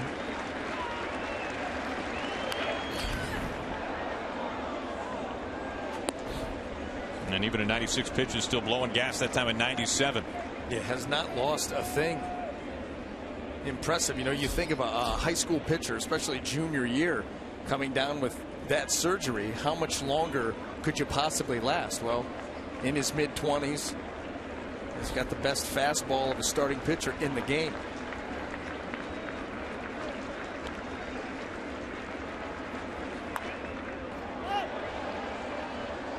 John Ryan Murphy off with the mask. And out number 3. Longoria stranded at first base, and that takes us to the bottom of the 5th. Rays have the lead.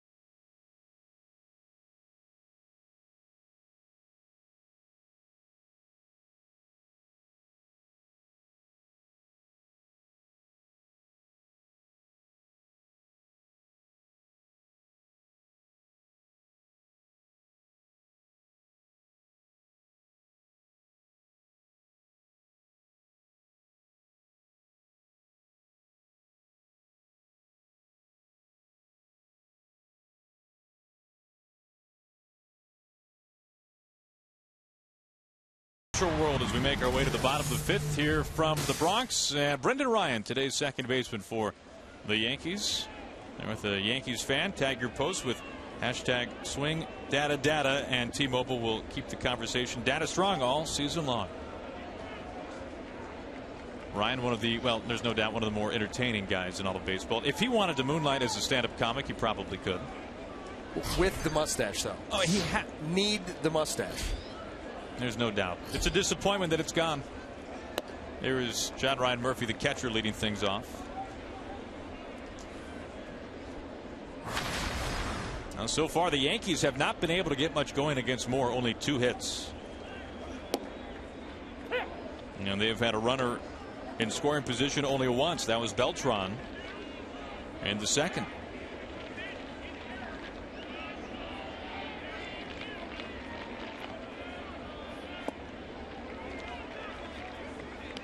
Well, the one thing that Matt Moore has done very well this afternoon is establish command of the fastball. That is what plagued him the first stint with the Rays this year. But moving the fastball around the zone, the curveball's been on point, and mainly it's been those 2 pitches leading the way. And a rare 3-ball count here, 3-1 to Murphy.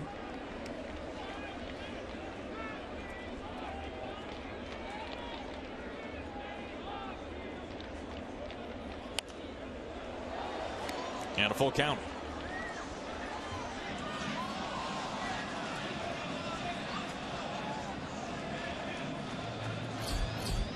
Gregorius on deck, swinging a hot bat, 0 for 1 today with a strikeout.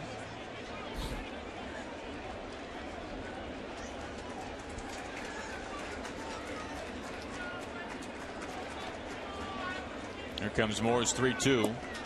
And he walks him, a leadoff walk. First walk today given out by the lefty. All right, now we'll check in with KB back inside of our Los Angeles studios.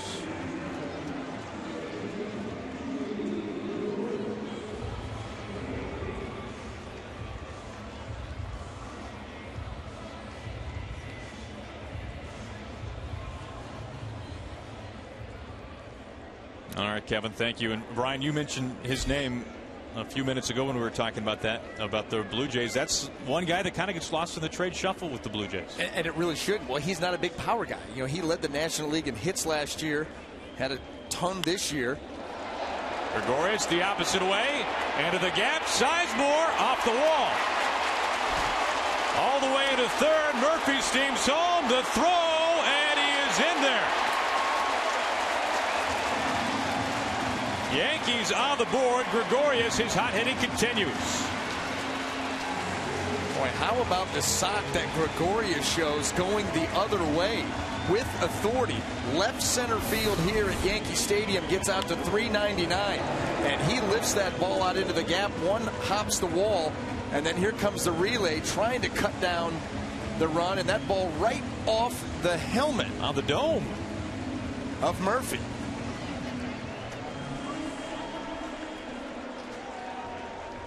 Was on target. Can you call that an accurate throw? Very.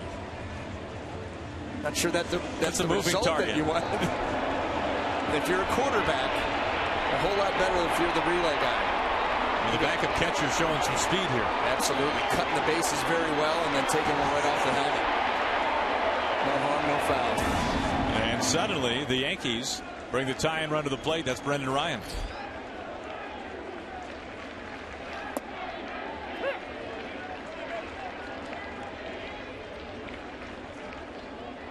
Didi Gregorius right now about as hot as they come. You can see his last 9 games. He has been a run-producing machine. And with more on Didi Gregorius, Ken, what do you got?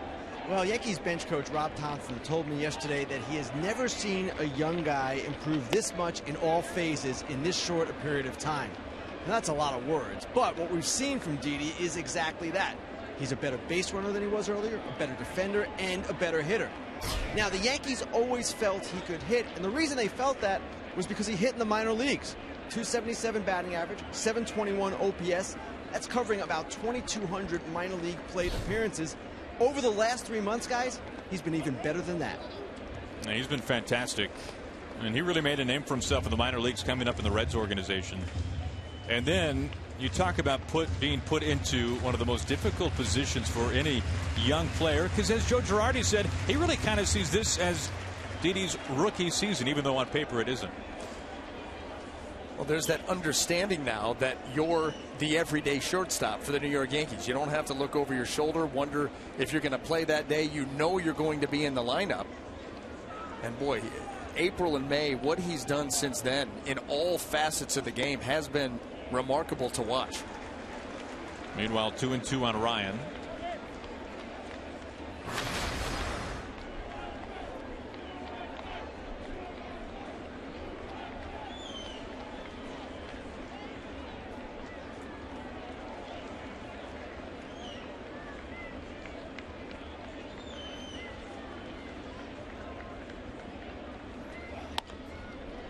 Chopper back a couple of steps. Loney.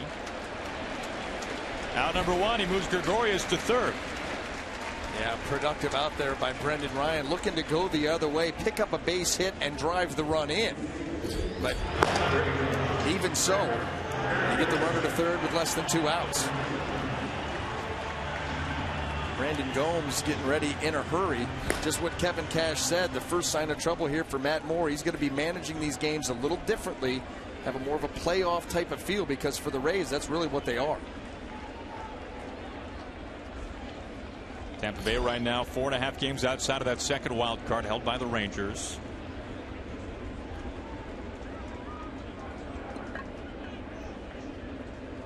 First pitch to Gardner.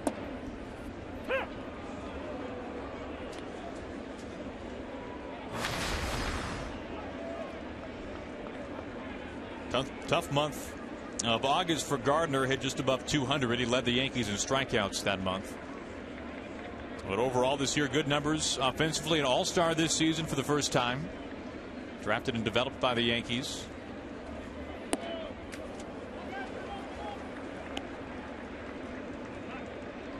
And for Gardner, does not need a hit here to bring in a run with Gregorius at third base and 1 out. No, and the way the Rays are defending him right now, the middle infield, you got Logan Forsythe over in playing traditional second base. They're playing deeper. They're conceding this run. And Brett Gardner, a guy that he's got a short, quick stroke, good idea, put the ball in play. Got an RBI if he wants it.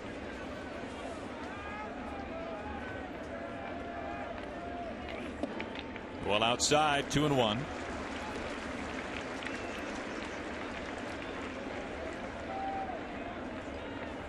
Now, you mentioned managing these games as if they're must wins, and really for the Rays, they have to leapfrog the Angels, the Twins, and then get past the Rangers as well. Ground ball, Cabrera, nifty snag for out number 2, but a run in. Gregorius, who doubled a run home, scores himself now, and the Yankees are within a run. Now, Brett Gardner using the middle of the field, that's going to guarantee the run. But how about the play by Asdrubal Cabrera, fielding that ball behind his body, the slide pop up, and how about the throw right on the money to get the speedy Gardner. Boy, heck of a play.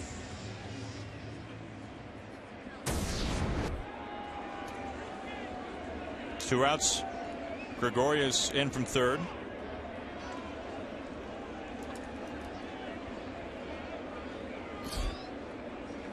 There is Chris Young. Now, twice Young has been eaten up by the shifts. Both times he's put a ball in play to Logan Forsythe, the second baseman, who swings over on the third base side of second, as he gets tied up here by Matt Moore. It's not broke. He's hit it that way twice.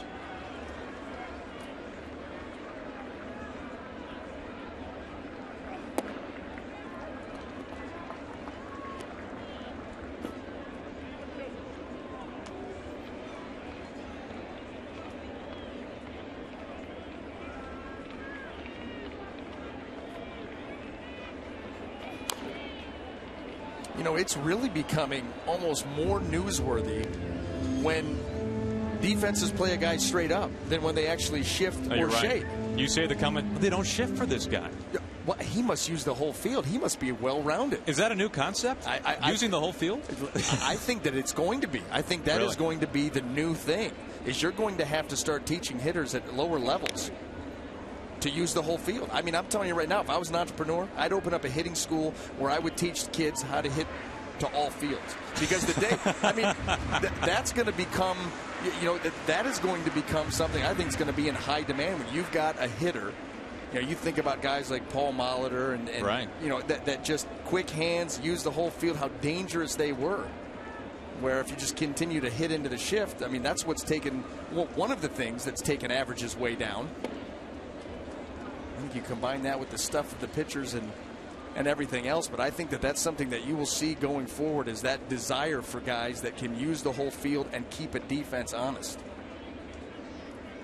You've got a great business plan lined up for you one day. I said if I was an entrepreneur. Oh, okay. I'm not. It's a pretty good idea. You think back to a former Yankee, now in Seattle, Robinson Cano.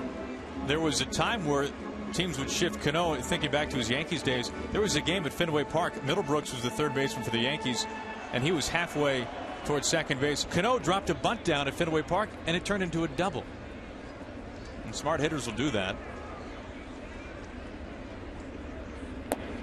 Yeah, and there are certain hitters where you'll almost welcome them. Because I'm not worried about. You want David Ortiz to drop down a bunt. That's it. You think about the Ortiz, Barry Bonds, guys you would shift on. Yes, you want to drop down a bunt. Yeah. You can have it all day. Not Every worried time about that from you. But there are other guys that are shifted upon that are not home run hitters. They're not power hitters. And so if you're not going to be a guy that's going to give me 35, 40 every year, then you better be able to use the whole field. And it's hard for guys to change that midstream, because for the longest time, the home run was the game. I mean, the power numbers were off the charts. Then start to get PEDs out of the game. Mm-hmm. It comes back more to how baseball used to be played. 2-out walk. Young, a lengthy plate appearance. 9 pitches. And no shift. Can defend ball 4. Here comes Kevin Cash. 26 pitches here in the 5th. Now the Rays were hoping, no doubt, that Moore could go a full 5, especially with the way that he was rolling through the first 4 innings. But that'll be it for Matt Moore. We'll step aside, a pitching change with 2 outs and a man on first here in the 5th.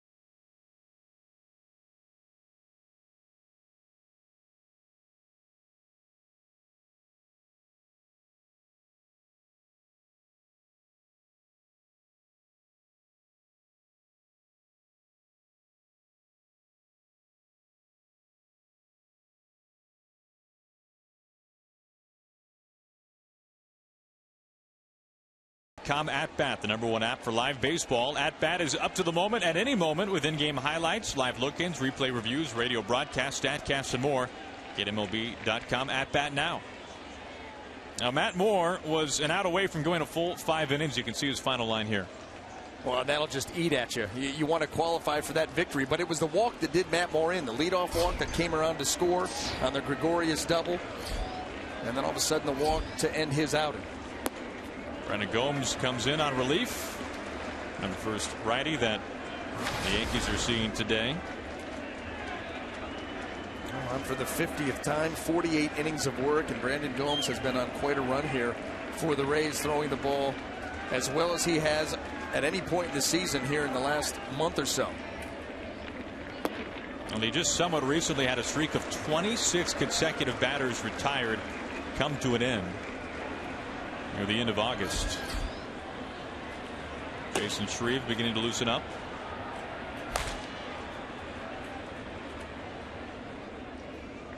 Two 2-0 to A-Rod. He's the go-ahead run.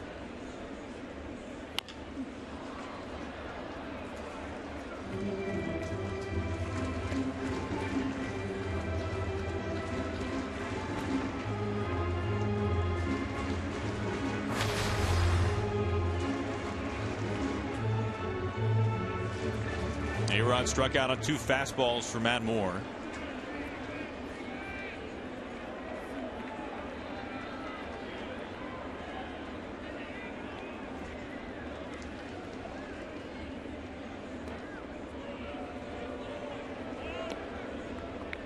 For Young, that was quite the battle to finish the day for Matt Moore. 9 pitches, he ended up drawing the walk, fouled away. 3 with 2 strikes to keep the inning alive for the Yankees. And it's 2-2 on A-Rod. Now been a steady diet of breaking balls from Gomes to Alex Rodriguez. That one hanging out over the plate, similar to the pitch that he hit out in last night's ball game. Now the count to 2-2. But boy, you're right about Chris Young. You know, you put together an at-bat like that, extended inning, you get the starter out of the ball game. That's big. It really is. On a couple of different fronts.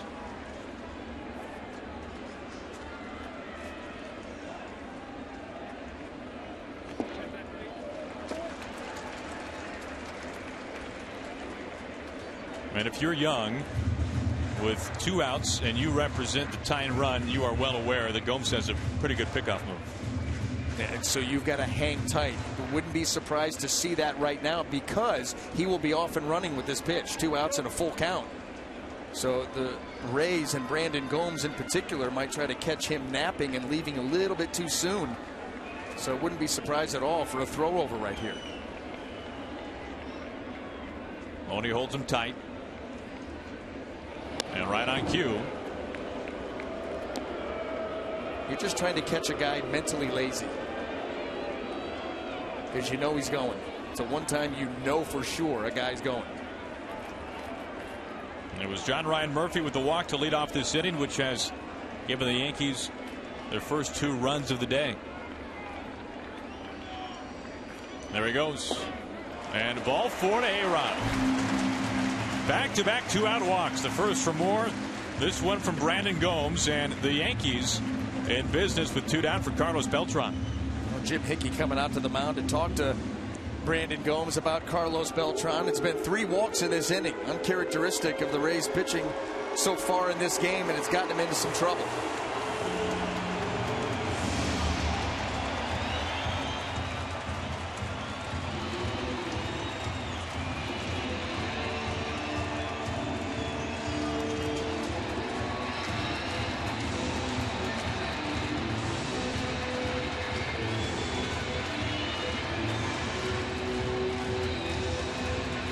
Just a spectator at this point. 4 2/3.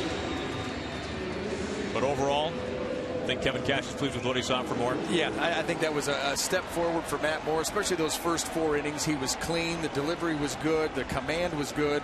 It went a little south there in the 5th inning, but definitely something to build on. Young, the tying run is at second. A-Rod at first, the go-ahead. And the first pitch missed to Beltran. These breaking balls down in the zone by Brandon Gomes, both Alex Rodriguez and that first pitch to Beltran, they're not even flinching on it. They've seen that ball out of the hand and taking it.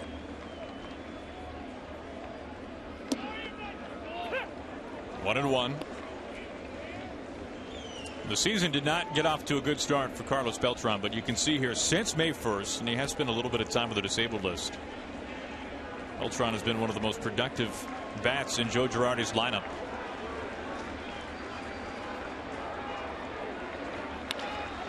To center field, Kiermaier plays it easily.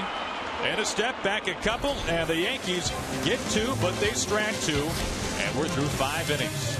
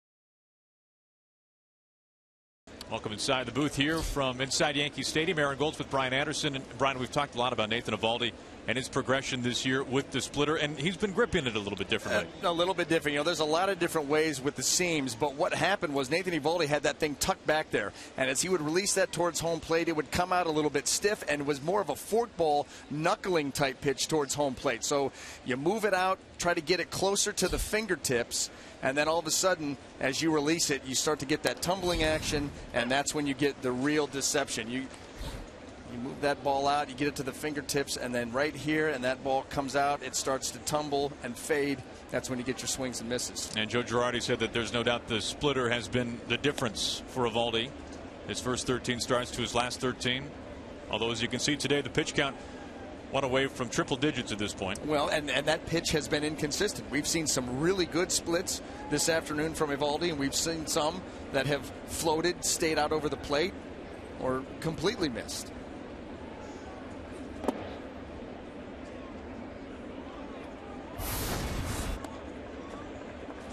And getting those fingers around that seam. Just trying to be a little bit more loose with it so you're free and easy out front, and that's what will give you that tumbling action instead of that ball being jammed tight between those fingers and coming out like a knuckleball. And he was saying that he just really never had a good clean delivery with a changeup, and that this was his version of it. Started throwing it, the splitter that is, at the very end of last year with Marlins pitching coach Chuck Hernandez. Just can never quite get the feel for a changeup, and he wouldn't be the first guy to say that. No, and you know the thing that's different. This is socked into right field, but an easy play for Beltran. You know, the true changeup, your power fingers as a pitcher are your index and middle finger. So a typical changeup, you try to get those fingers out from behind the back of the baseball. And if you start to go to the OK type of changeup, now you're throwing the ball with your ring finger and your middle finger, and it's a different type of feel. A lot of guys, they're not able to get that feel. So if you're able to go to the split, it's still the power fingers throwing the pitch. They're not behind the baseball. They're on the side of the baseball, but you still feel like you're in good control. That's it for Eovaldi. Gets one out here in the 6th. Will step aside. A pitching change here in the Bronx.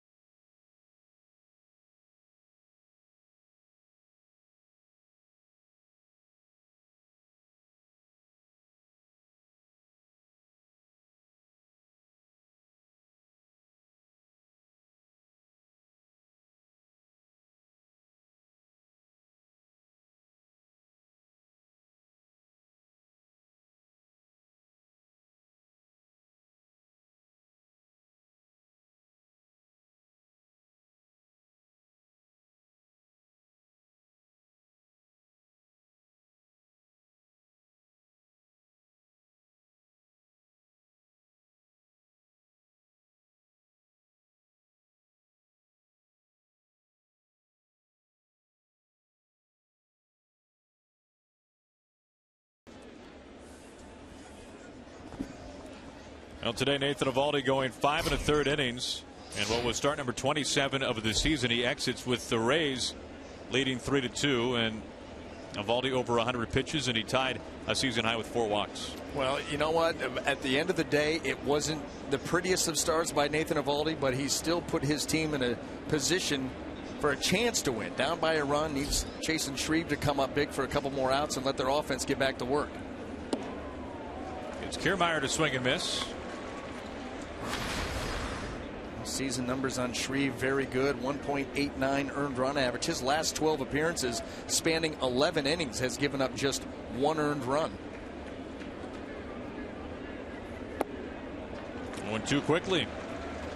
Kiermaier made it 1-0 back in the 2nd. He chopped a ground ball into right field. That scored Forsythe from second base.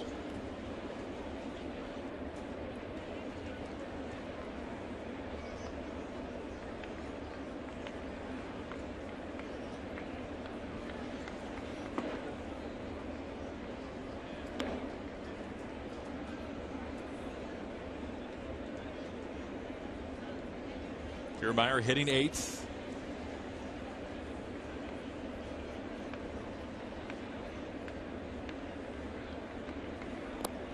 And earlier this year, a bit of a hand injury to Kiermaier, and it seemed like that maybe almost helped him stay in his swing a little bit more. Well, I'll tell you what it did is, you know, he hurt his thumb, and the result of that injury started to cut down on the swing just a little bit. Put the ball in play, use your legs, your speed, your asset. And I'll tell you, it really did help out. Using the middle of the field made a big difference. He's down on strikes. We'll check in with Kevin Burkhardt. KB.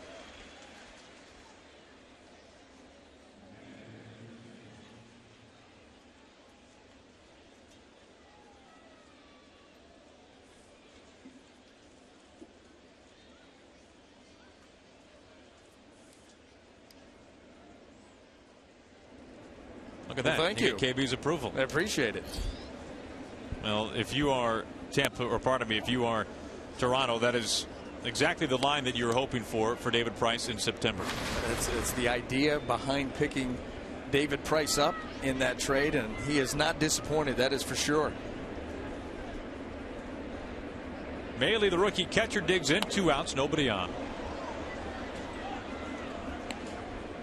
Now, so much concern this year, this time of year here in New York, about the bullpen for the Yankees, and is it good enough to take them into the postseason and help them make a lengthy postseason run. Is Nathan Eovaldi today, just 5 1/3 innings. The Yankees rank in the bottom third in baseball this year in innings per start, less than 6. So today's from Eovaldi is kind of par for the course from what they have seen in the Bronx this year in Joe Girardi.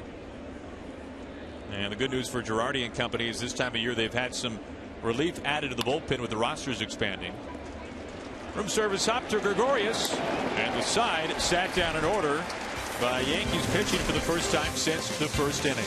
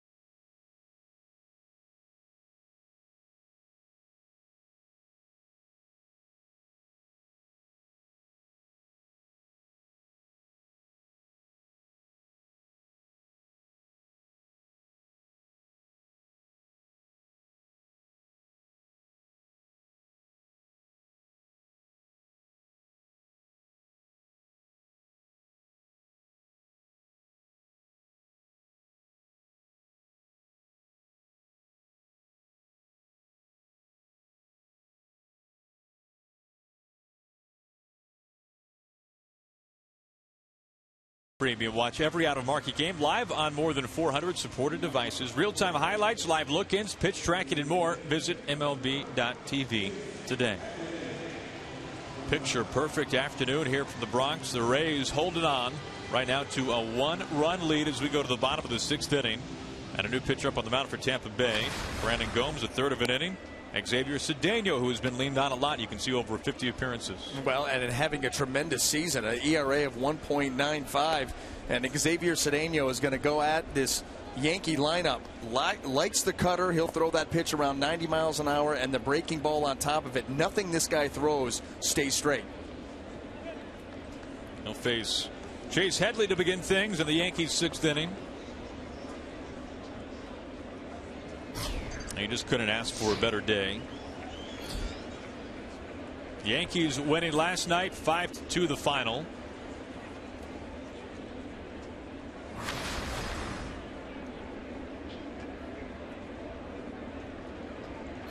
They shift for Headley.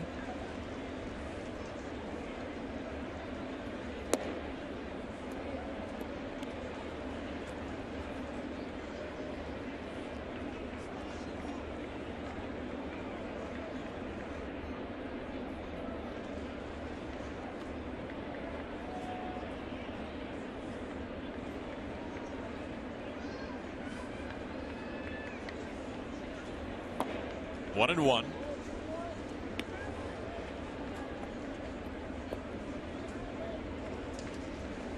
Now we have a new third baseman, Brian. Richie Schaefer is in at third. We saw Longoria hit on the elbow by a pitch, and maybe that's part of the reason why we see him out of the ball game. You just wonder, that was a mid-90s fastball right off the inside of that elbow, the throwing arm. Ken Rosenthal already hit on it, talking about how tough Evan Longoria is. For him to come out of a ball game would concern you as a Rays fan.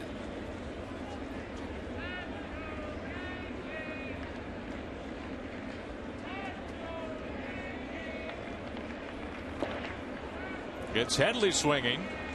Bailey to finish the strikeout. And there is out number one. I'll take a look at that earlier at bat from Longoria. And here is the injury to his elbow. I mean, that is a mid-90s fastball running up and in and catching him clean on the inside of that elbow.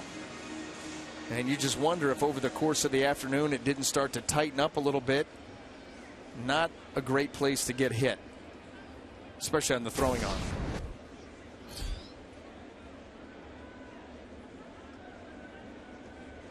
So Daniel strikes out the first man that he sees. Now looks at Greg Bird.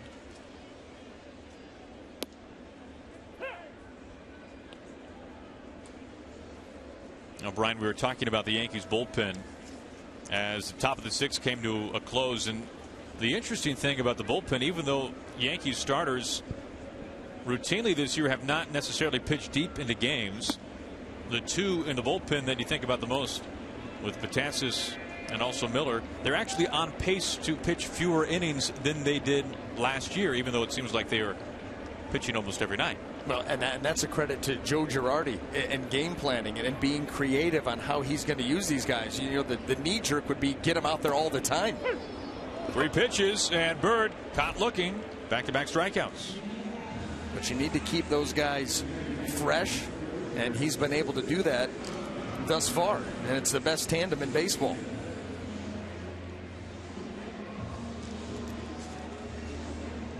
When you think about the fact that Betances, you figure, could close for how many teams in baseball right now, and he's the setup guy to Miller? 29? Yeah. In that range?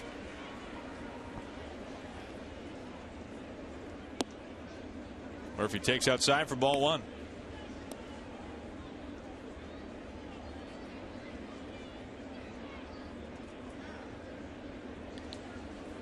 Now the Yankees will have to come from behind in this one today. They've scored 2 unanswered runs after the Rays got out to an early 3-0 lead.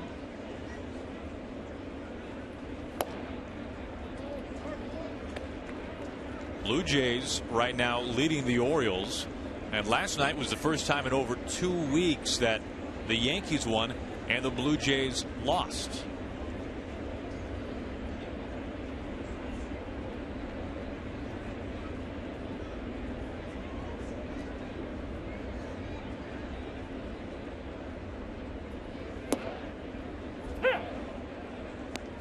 Well, and Joe Girardi said it best when we talked to him earlier today. Said we need to take care of business that's out in front of us right now. The Toronto Blue Jays will be here soon enough, and then we can go to work on them. But he wants his team to be focused on the task at hand. And you hear so many managers say that. It becomes so routine. But with the clubhouse that the Yankees have, and you look at the veterans in that clubhouse who have been around for so long. Now, there is youth sprinkled in, but you've got a really steady veteran example to follow if you're a young guy. Yeah, and there's no doubt that tone has been set. You know, Joe talked about the clubhouse, the chemistry, the way that they interact, the way that they welcome the young guys, make them feel comfortable at home, but also they're going to play the game a certain way. 2-out walk to John Ryan Murphy. 2 outs and 1 on. Aerial coverage is provided by DirecTV. If you call yourself a sports fan, you've got to get DirecTV. Call 1-800-DirecTV. Now let's check in with Ken. What's the latest on Evan Longoria, Ken? Guys, it's a bruised right forearm, not his elbow. He's going to be day to day. All right. Well, it's good to know it's the forearm and not the elbow.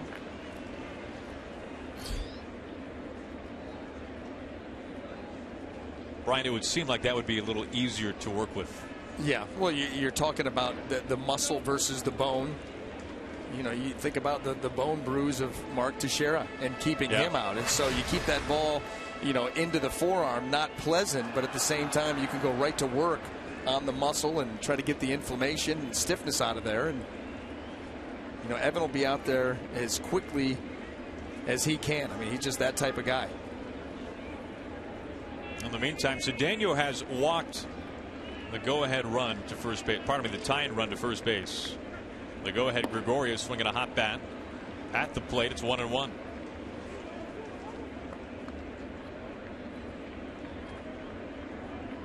Now, the approach that Kevin Cash will have to take today is something he's very familiar with, and that is piecing it together with the bullpen after a start of, as it turns out today, 4 2/3 for Matt Moore.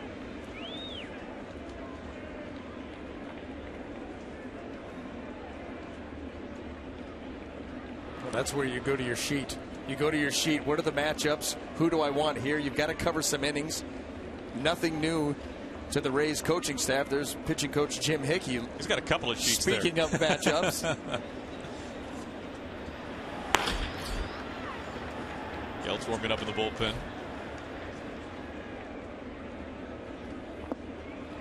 One and two. It was Gregorius who got the Yankees on the board in the 5th on a double that one hopped off the wall. Looked like it might be able to carry out when it was off the bat. And it was the opposite way. And that's big out there too. You're a left-handed hitter and you're going opposite field, left center here at Yankee Stadium. That is some juice.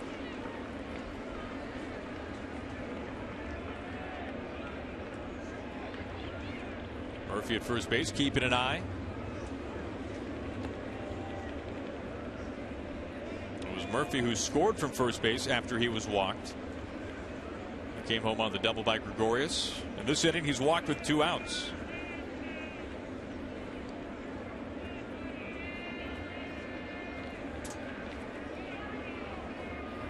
Gets him swinging, and that'll be it for Didi Gregorius as Cedeno comes out of the bullpen and he strikes out the side.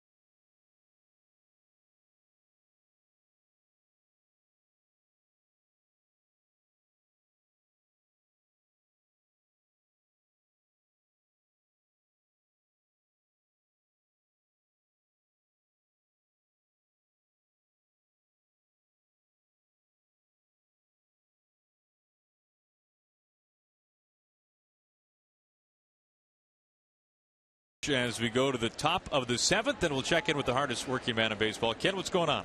Guys, Brian Cashman's offseason looks better by the day. Jason Shreve, who we're watching right now, offseason trade acquisition. Same for Nate Eovaldi, same for Didi Gregorius, and as well Justin Wilson, who also comes out of the bullpen. Add in 2 free agent signings, Andrew Miller, Chase Headley, pretty good. Even Stephen Drew, the much maligned Stephen Drew, almost league average offensively at second base. So the offseason looks good, and the decision not to trade prospects such as Severino and Bird at the deadline also seems to be pretty shrewd. Yeah, all of those seem to come up aces for Brian Cashman. You can't argue with a one of them. I mean, really. Yeah. Jaso, leadoff hitter, 2 for 3 today. A couple of singles beginning the 7th for the Rays.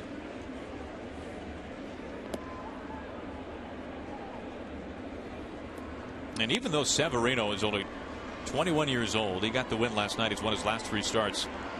You talk to anybody with the Yankees who has spent time around him and watching him, and they will tell you he has the poise and the presence of a guy who's been around a lot longer than he actually has.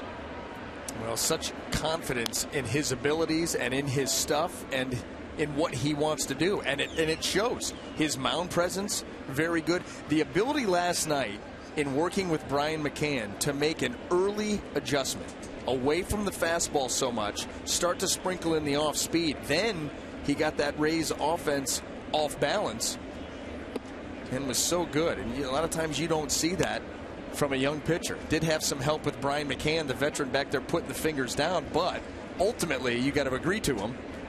He's got to execute. Yep.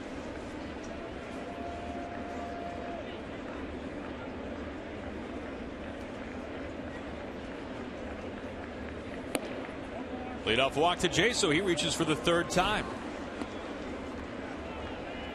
That's what the Rays had in mind with John Jaso, a good on-base guy. Good idea, the strike zone. That brings in Nava.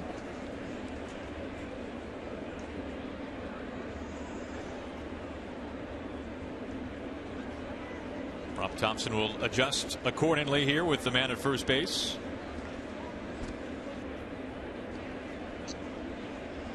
So Nava back to switch hitting, now batting right-handed.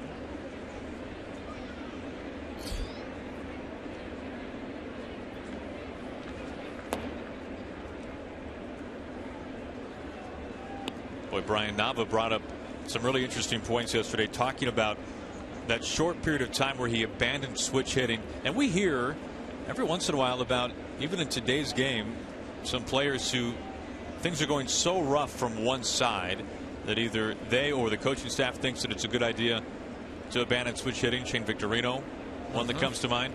And Nava said that in some of his early at-bats, batting left on left, the action of a two-seam fastball from a lefty down and into him, he said that is something that he hadn't seen since he was a kid, before he started switch hitting.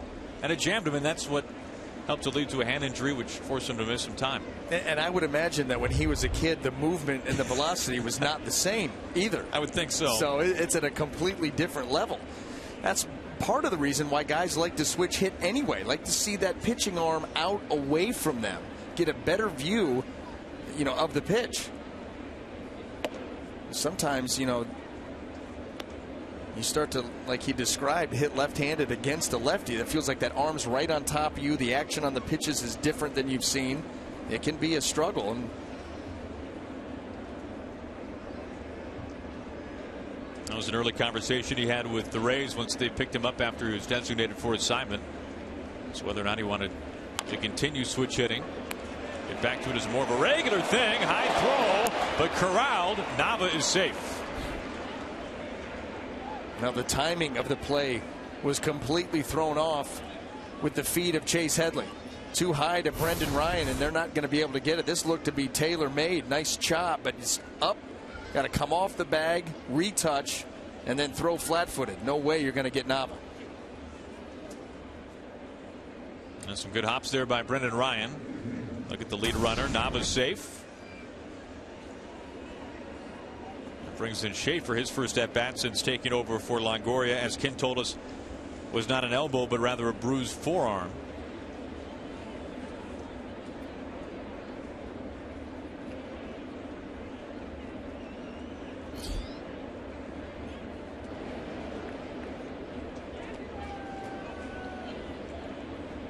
Now this score right now, 3-2 Tampa Bay, is such a reflection on this season for the Rays. They have had so many close games this year. They are tied with Seattle for the most games decided by 2 runs or fewer in the major leagues.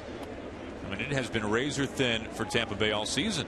Well, and it's really the way that this team has been built. I mean, offensively, for the most part, they've struggled to consistently score runs, so you're having trouble plating runs, and yet you've had an elite pitching staff not giving runs up. So a lot low scoring games, which leads to a lot of close games. You're right about the pitching. 3rd lowest ERA in the American League. Their starter's been fantastic. Adam Warren loosening up.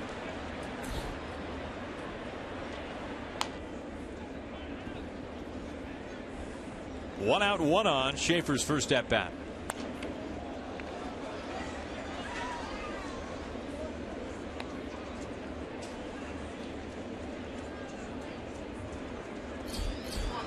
Colomé loosening up, was a starter for a while this year for Tampa Bay, now in the bullpen. That's what this has become, a battle of the bullpens. Tightly contested ball game.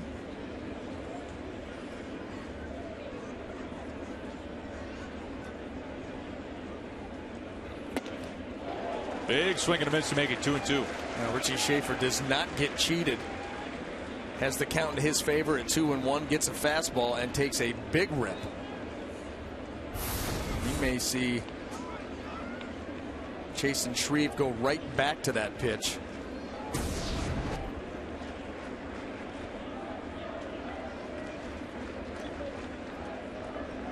And we'll find out the 2-2. And he misses low. Well, wanted to do that. Just yank that pitch down in the zone. That fastball in, meant to be above the hands, above the swing. That's where you can have the right idea, but it all comes down to the execution.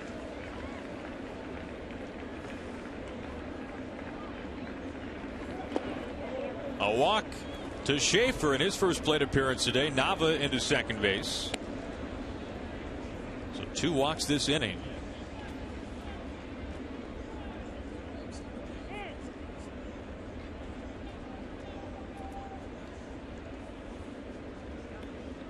When Eovaldi was on the mound, he went 5 1/3. He hit a batter. He walked 4. And now Shreve has dealt out a couple of walks here in the 7th. Well, think about that. 6 walks and a hit batter. That's 7 free base runners for the Rays. Tough to win those games. And Joe Girardi maybe thankfully he's down by just a run. We'll step aside a pitching change here at the top of the 7th.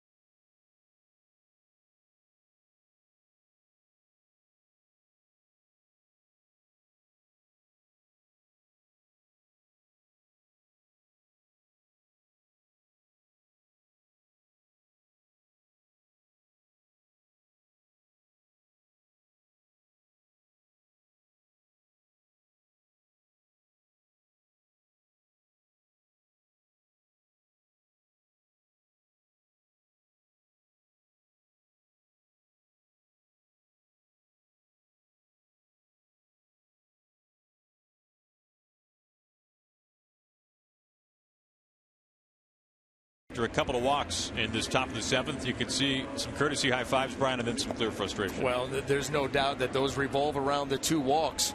That's just something that you can't have late in a game of a close game. Chasen Shreve understands that more than anybody, so visibly upset with himself. Meanwhile, here's Adam Warren.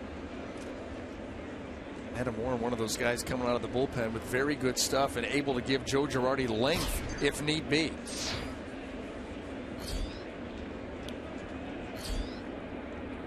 And a pinch hitter is Brandon Guyer.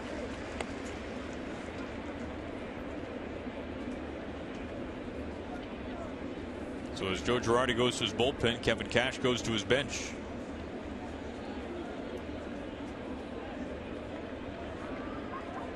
Geyer taking the spot of Sizemore, finishes 0 for 2 with a walk. Now, the story this year for Adam Warren was an interesting one from the standpoint of he began the year as a starter and absolutely flourished.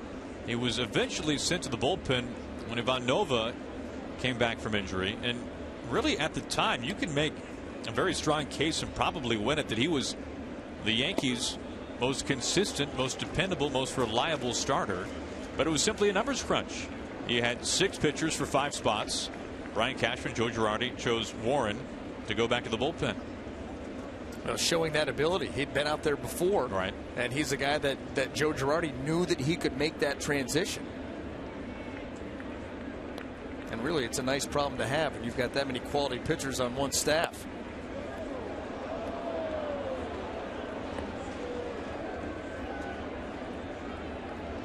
And then you add to it about 2 months later, Severino coming up, and as flourished as he has. Rumbelow warming up.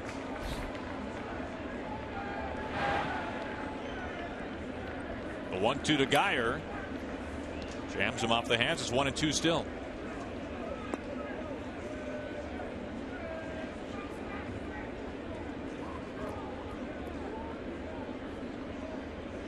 Now the Rays have had 3 separate base runners. The first 3 hitters here in the 7th inning without a hit. And they're trying to cash in.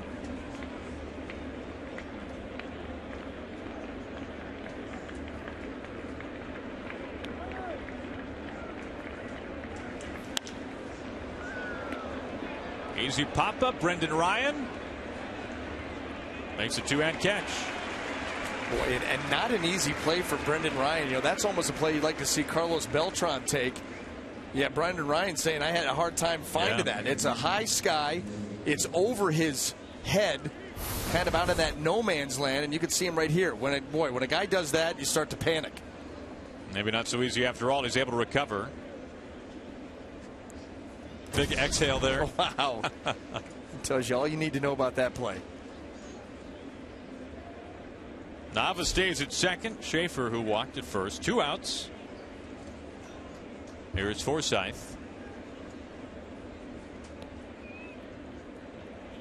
This has obviously been a disappointing day for Logan Forsythe. He has made, well, not 1 but 2 outs. Only 1 for 3. I mean, that average has taken a nosedive. He set the bar so high on this road trip. Been there all season long. Looks at a strike to make it 1-1.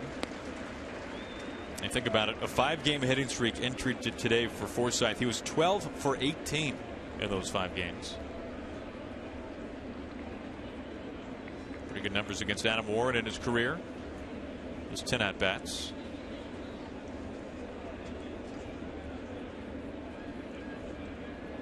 Two outs and 2 on. Rays looking for more.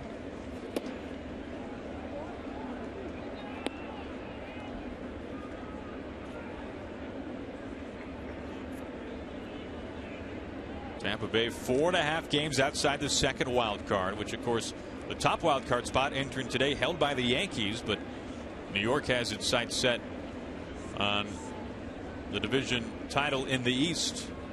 Half a game behind the Blue Jays. Tied them up. And that makes perfect sense. You know, you think about the wild card. You win the division, you get a division series. The wild card, it's a 1 game. It's a do or die. Nobody wants that. Don't be fooled by the success of last year's 2 wild card winners who met in the World Series. They made it look maybe a little bit easier. The 2-2 cuts right through it. Adam Warren out of the bullpen gets out of a sticky situation. The Rays have to go to the bottom of the 7th. We go to the stretch having stranded 2 base runners, leading by a run.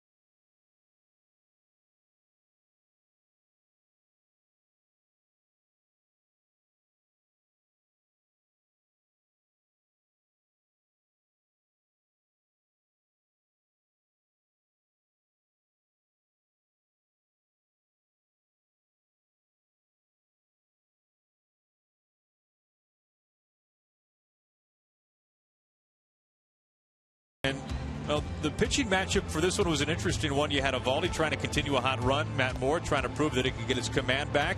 And for Matt Moore, we'll start with him. He's on top.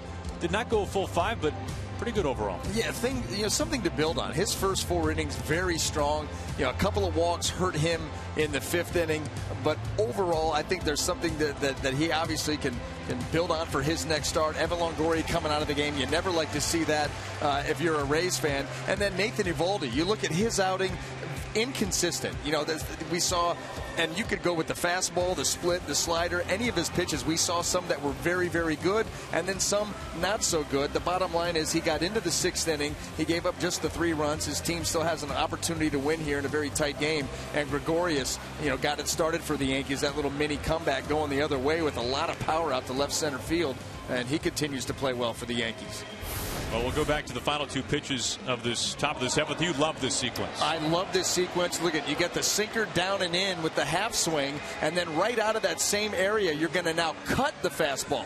So you get one moving in, one just cutting a little bit, and 2 awkward swings from Logan Forsythe. You get him to take 2 swings like that, you've made 2 quality pitches. That's how locked in he's been. But that finishing sequence by Adam Warren, very impressive. And Forsythe 1 for 4 now, 3 punch outs to double and score though. So we go to the bottom of the 7th. The shadows starting to creep in a little bit here inside Yankee Stadium. Happy you can join us. Aaron Goldsmith, Brian Anderson, Ken Rosenthal, our entire Fox Sports 1 crew. Middle game of this 3-game weekend series. Yankees winning last night 5-2 behind Luis Severino and 3 home runs. Rays trying to even the score today. We have Jose Pirela pinch hitting in the number 9 spot for Brendan Ryan.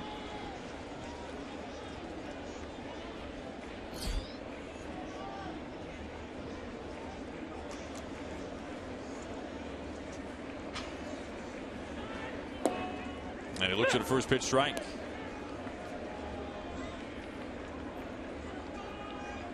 Pirela, 25 years old, out of Venezuela. Cup of coffee last year with the Yankees in the big leagues. Has seen some time this season as well.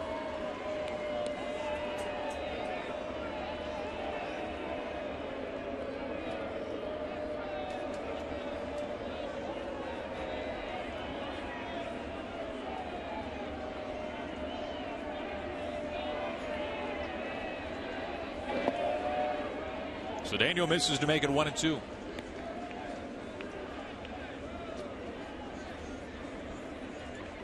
We have a new catcher as well for Tampa Bay. It is Rene Rivera. Takes over for Maile. And Brandon Guyer stays in the game in left field. Soft tapper and foul.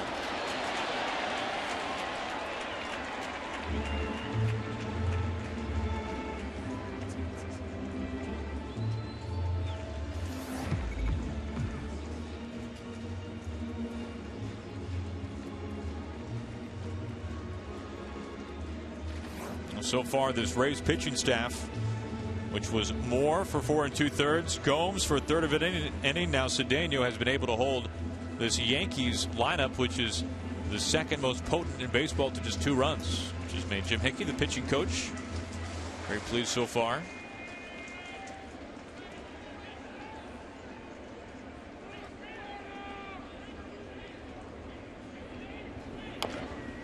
Brian, you get the sense when you talk to folks around the game that when you speak of the most highly regarded pitching coaches in baseball, Hickey's name is right up there near the top, isn't it? Well, you know what?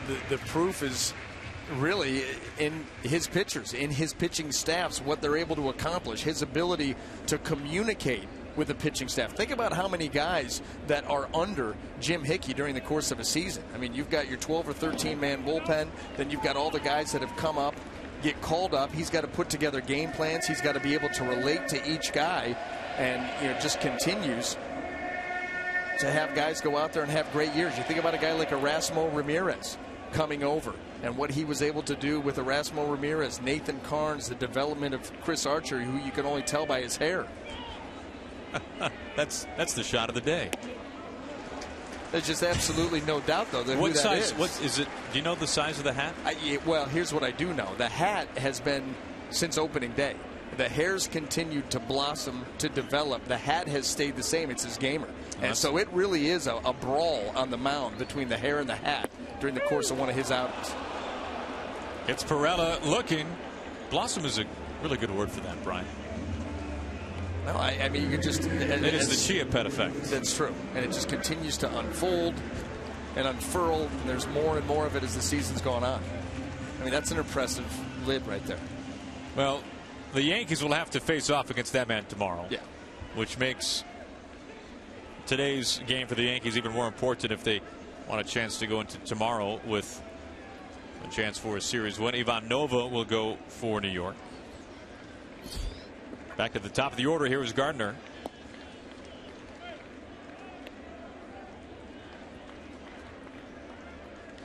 Gardner now 32 years old, an all-star for the first time in his 8-year big league career. All have been with the Yankees.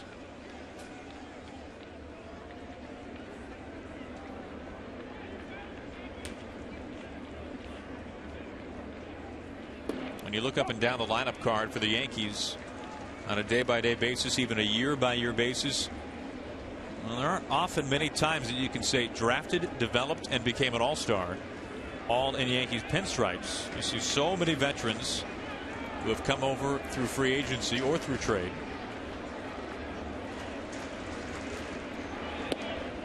But Gardner does not fit that mold as he looks at a 2-1 count now. Double-barreled action inside the Yankees bullpen. See that Betances over there on the far left, Nick Rumbelow in the foreground, and you start to realize this is going to be about what the score is when this inning comes to an end. 2-2 after a big swing and a miss from Gardner. Gardner was not heavily recruited out of high school, really not even at all. He's from South Carolina. Knew he wanted to stay near home. He either wanted to play for Clemson or the College of Charleston, which is where he ended up going. And a very good collegiate career.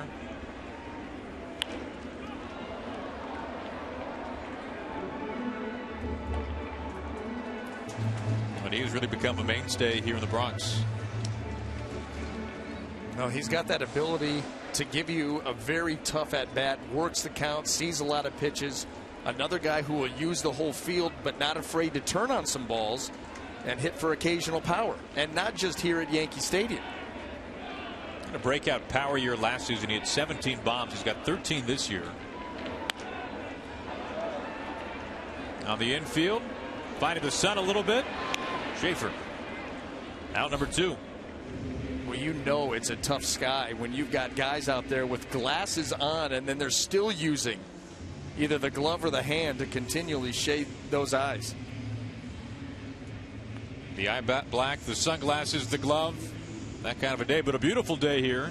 As we'll step aside, we've got a pitching change. 2 outs and nobody on here in the bottom of the 7th.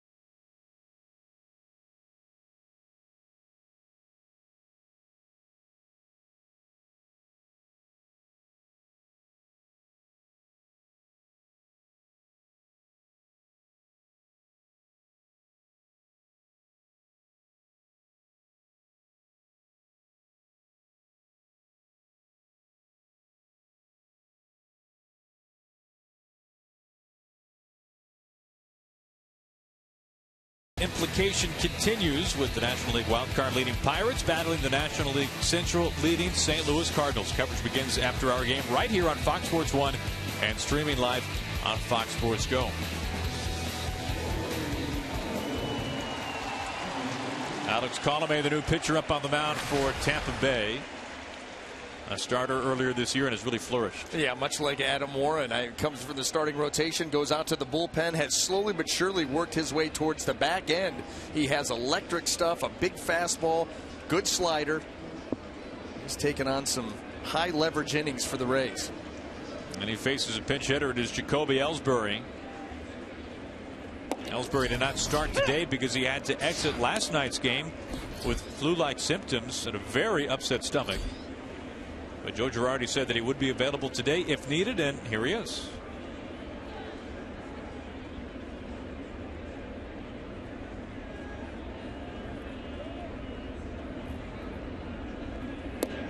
Oh, 0-2 quickly.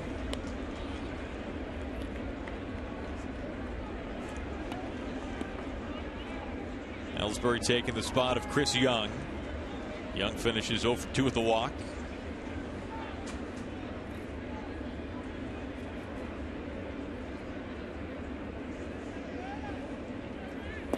And he ties him up on 3 pitches. Rivera completes a strikeout. And that'll be it for the Yankees. A pretty quick and tidy bottom of the 7th.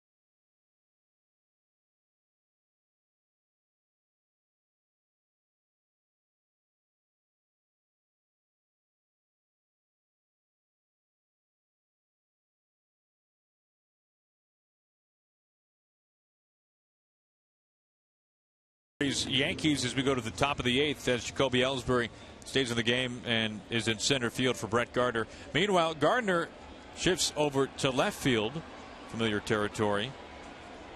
And Brendan Ryan, who's lifted for a pinch hitter. It is Stephen Drew at second base for the Yankees. And Nick Rumbelow, the new pitcher up on the mound for New York, taking over for Adam Warren, who was very impressive. Rumbelow limited work on for the 11th time. 9 strikeouts, 9 2/3 innings. He faces his dribble Cabrera to begin things. Put the shift on for Cabrera.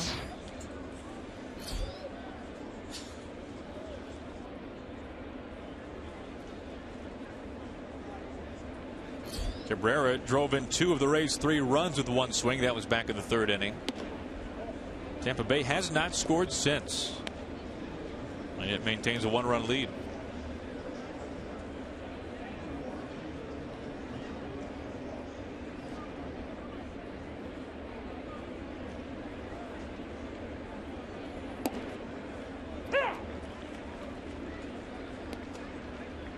Let me ask your professional opinion here on Nick Rumbelow. Would you consider this a full out, all or nothing type delivery? I mean, you talk about maximizing what you have. The way that he reaches that ball back out of the glove. Max effort. Brian, first of all, let me say that I'm disappointed it took you 7 full innings to ask for my professional opinion. It's because you've been wearing me out all morning and all afternoon. I cannot disagree with that. 2-1 from Rumbelow. Well, you know, there are some guys who are free and easy. There are other guys who are high effort, and this is high effort delivery. Boy, look at how he just really reaches back right over that stiff front leg. Everything he's got on every pitch. Almost a little mechanical as well.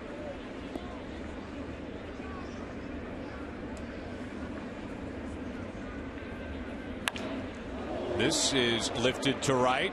Doesn't take much to get out. It's right at the wall and caught there by Beltran. Well, with 1 out, let's check in with Kevin Burkhardt.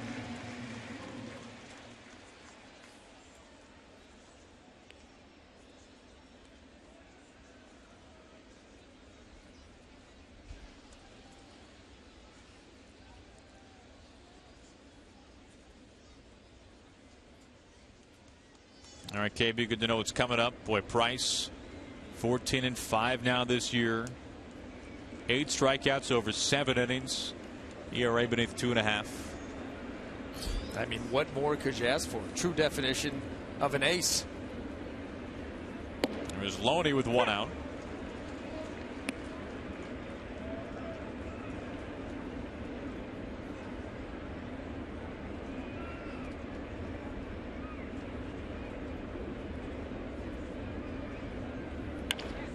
Loney on a skip there to Gregorius.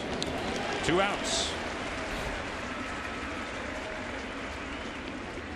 We were talking earlier about Chris Archer, the young starter that the Yankees will see tomorrow, and you can't talk to Chris Archer without automatically sensing the presence that he felt during his time in the Rays clubhouse with David Price. I mean, David Price, and it's really become a pitching fraternity in Tampa Bay, and Price is certainly one of the most notable to come through there. But you talk about guys who have learned from Alex Cobb, from David Price, and now Archer is getting to a point where he's able to start passing some things along. It's pretty impressive. As we were talking about Jim Hickey earlier, it's not just the pitching coach. No, it really is, and you know, it started with with David Price and James Shields. Has to hurry to get Kiermaier, and he's out. We'll see. I bet you the Rays are going to want to take a look at this one. It would end the inning. Kevin Cash above the dugout steps right away, and they'll rewind the DVR and see what they've got. Well, Kevin Kiermaier, who runs so well, and he's saying right now, take a look at it. That ball in the hole. You force Gregorius to move to his right and throw across his body, and we know that he has a strong arm. This was quite the battle, so we'll see.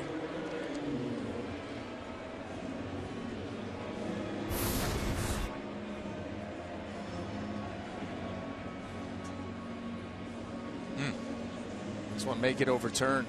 That ball bouncing up into the glove of Greg Bird, and I think that Kiermaier right there able to get that foot down before the ball's in the back of the glove. Boy, that's as bang bang as you can get, but it looks like maybe advantage Kiermaier. We'll see. That's the thing. It's got to be clear and convincing. You can still, on that shot, you can still see the ball outside of the glove. Yep. As his foot pounds the bag.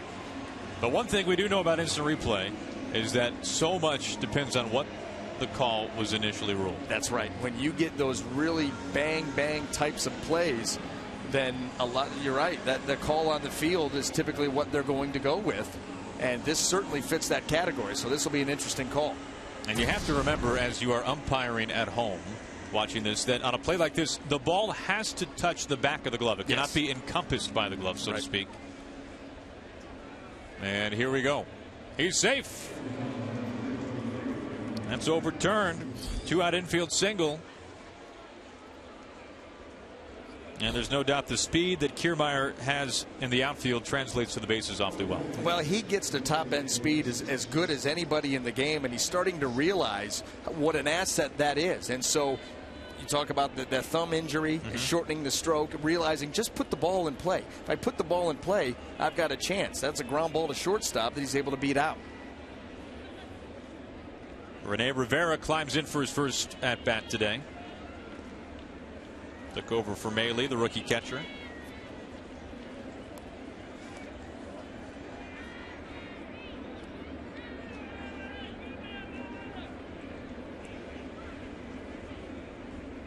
Two outs, Kiermaier at first.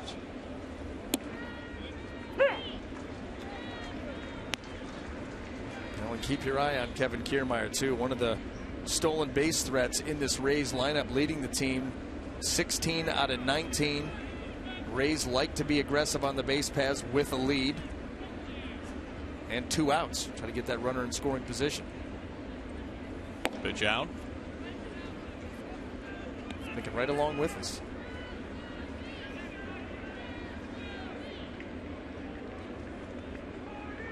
Joe Girardi, the former catcher, now in his 8th season, leading the Yankees.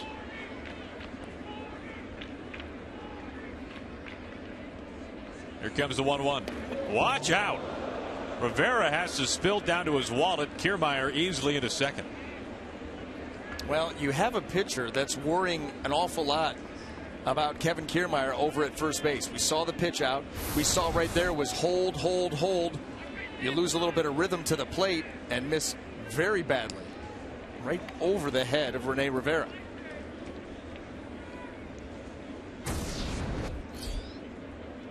Well, you don't have to worry about the stolen base now. That took care of it.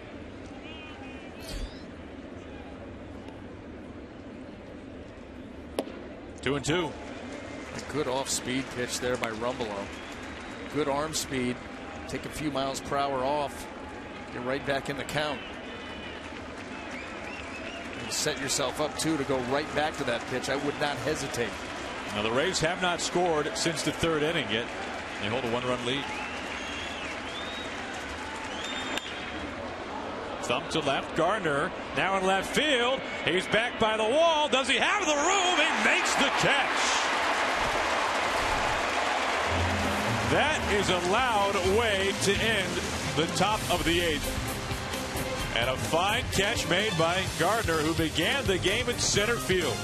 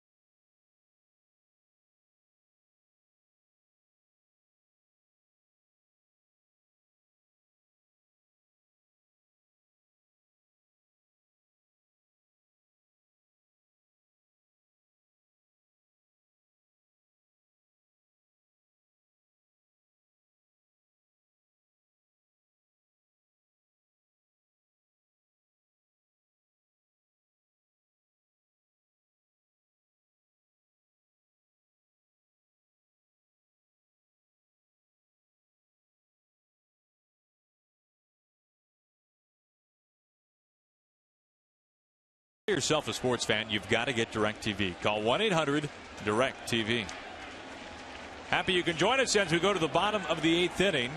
The Rays leading by a run. A sensational catch by Brett Gardner up against the wall, leaving his feet. To end the top of the 8th, we go to the bottom half, and it is A-Rod who, with one swing, can tie this game up. And he faces Alex Colomé. Right up the middle, they had the shift on. Forsythe gobbles it up for a quick out, number 1. Now that's precisely why you do it. That ball off the bat, you're thinking rocket base hit, leadoff runner aboard. Take it. You got Logan Forsythe right there, playing up the middle. Boom. A step and a half to his left and able to make the play easy. 1 out on 1 pitch. And here's Beltran.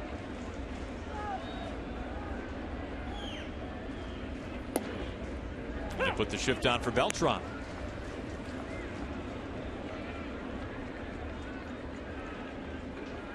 That has got to be at least the 3rd out today, Brian, if not more, where Forsythe has had a ball hit right to him, as this is Smoke to Loney.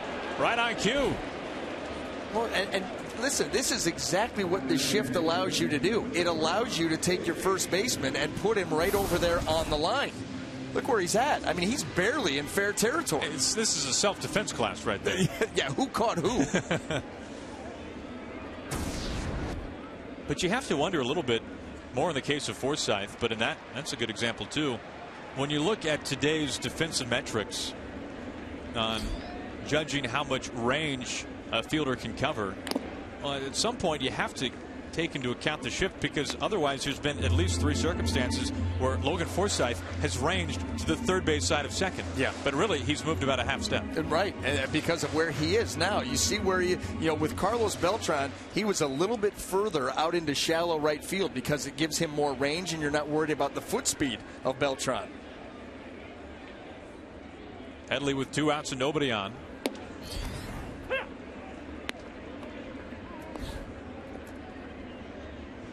Colomé began the year as a starter, but before his year even began, had visa problems getting to spring training, then had pneumonia, was laid up in the hospital for a long time.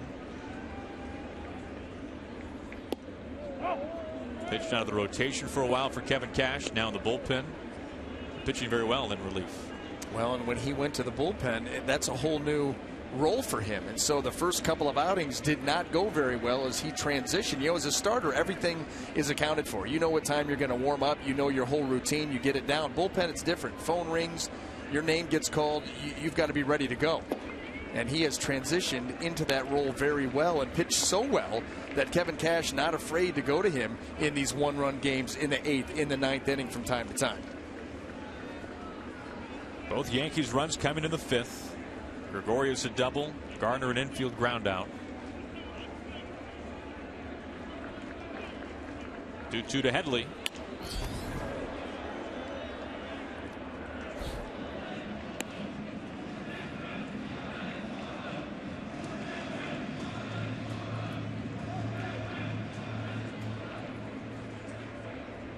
You can see the shadows really creeping over home plate in the circle right now.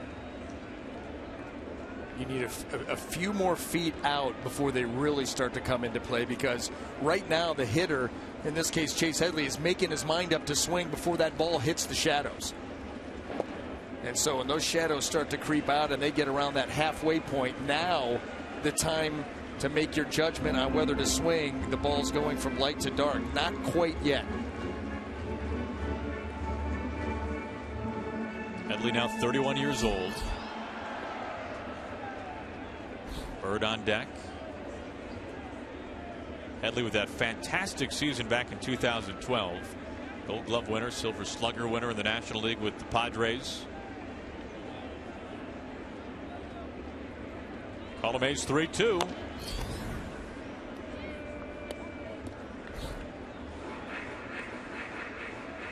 Colomé threw 3 pitches to get the first 2 outs. Both times helped out by the shift behind him, and now in a little bit of a battle with Headley. Yankees needing just 1 run to tie it up. This is pretty high leverage pitching for Colomé.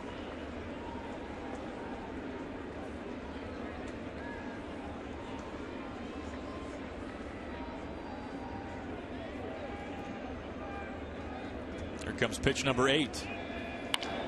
Up the middle and a base hit. Headley is aboard with 2 outs, and the Yankees have the tying run at first, and they bring the go-ahead run up to the plate. A really nice job by Chase Headley working that count, fouling off some tough pitches, got one down and out over he could handle.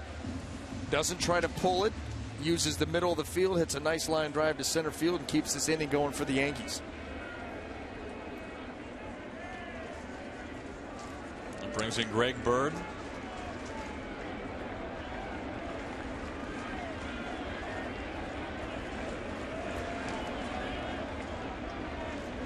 Two outs, tied run at first base. Bird jumps out the first pitch and pops it up. This will find the seats, though. Strike one.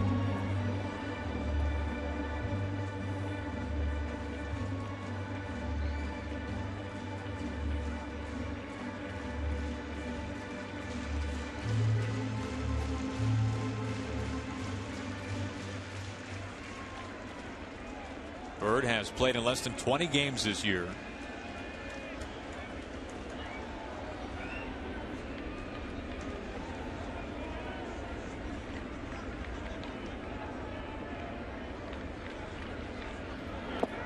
One and one.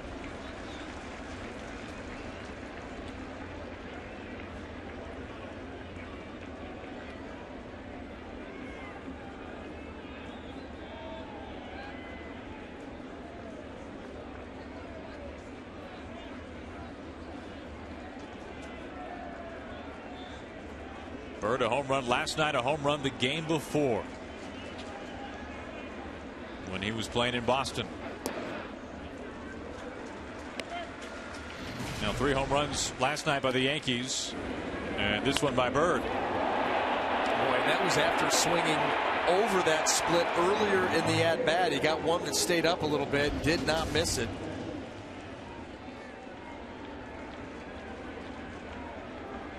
He has Headley at first base, 2 outs.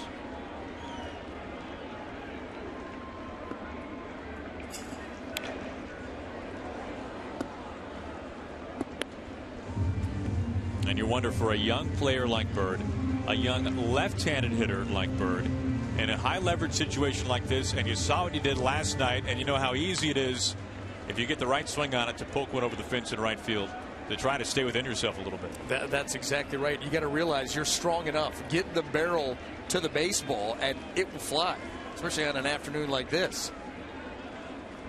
You try to do too much, you come out of your mechanics and things don't go well. Count stays put, 2 balls and 2 strikes. The Blue Jays winning today behind David Price, which makes a come from behind win even more important for the Yankees to try to keep pace. The Yankees have not had the lead today.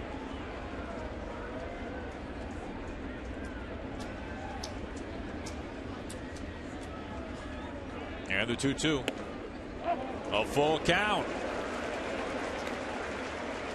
Well, and that was the action pitch. That's where Colome wants to make something happen, because now if that fastball, he lays off of it, it does not get called. It's a close pitch, very close pitch.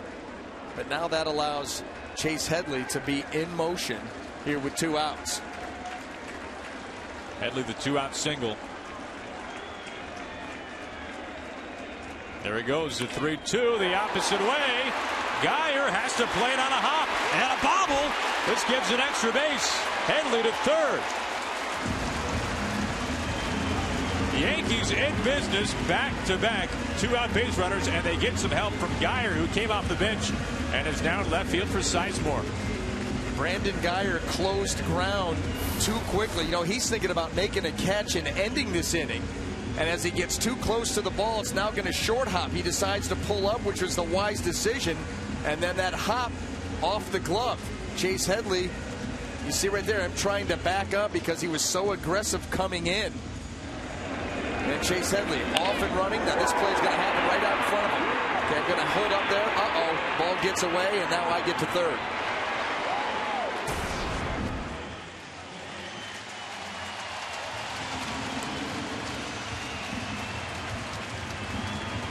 McCann coming on to pinch hit.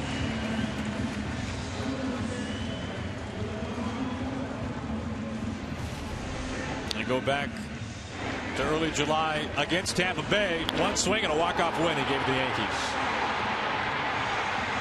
Well, down and in to a left-handed hitter. Brian McCann has tormented the Rays. Long conversation up on the mound. Jim Hickey, the pitching coach.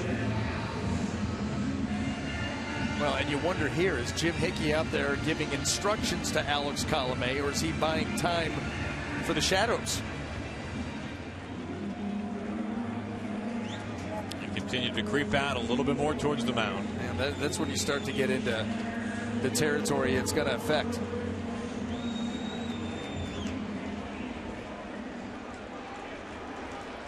Runners on the corners, 2 outs. Yankees a tying run at third base. The go-ahead at first. And here is McCann.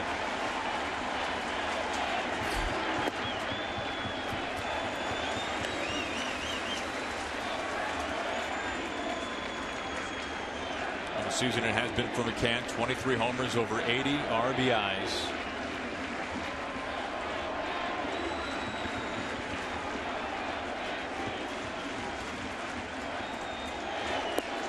Two and 0.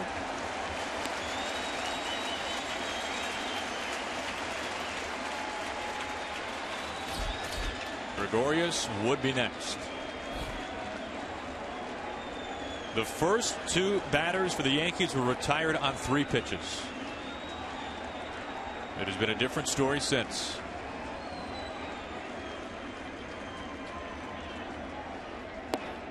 McCann well in the driver's seat, 3-0. 3 straight off-speed pitches. The first 2 borderline. Good job by Brian McCann showing discipline, being selective, and now in the driver's seat. And he's the type of guy, if he gets the pitch that he wants, 3-0, he will be swinging. Here it comes. Check swing. And he goes around. Joe West, the crew chief.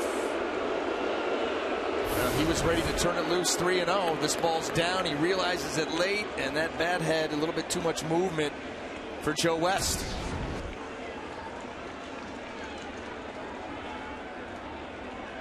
Headley the single now at third base. Bird a base hit at first.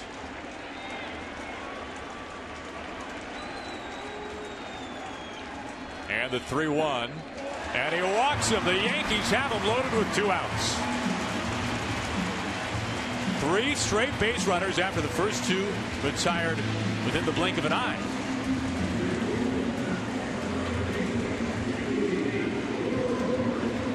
Now when you get Didi Gregorius to the plate, we talked about how hot he's been. What a difference a few months make. Oh boy.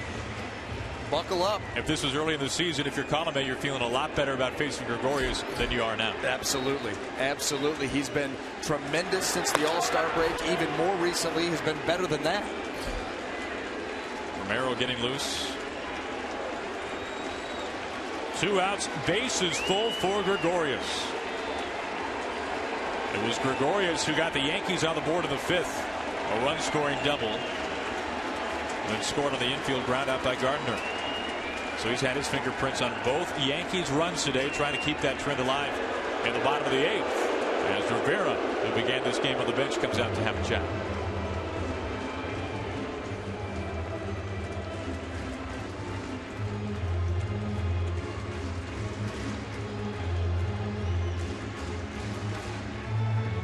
That could have been just simply there hasn't been a runner out at second base until now, so you may think about changing up the signs, making sure that everybody's on the same page.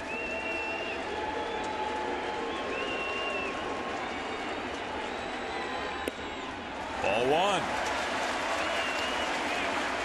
Now Colomé has had a hard time finding the strike zone, as you see the numbers for Gregorius with the backs packed.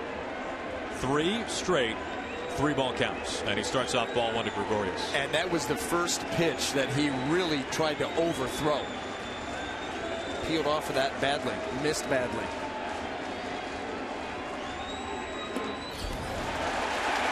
That's the same thing right there. You know, he's trying to bury that fastball, and the front side, the last two pitches, has flown open. That means the arm is going to drag just a little bit, and you're going to miss arm side high. Needs to stay tall over the rubber, bury that front shoulder into the catcher's glove, and drive the ball to its spot. Flying open right now.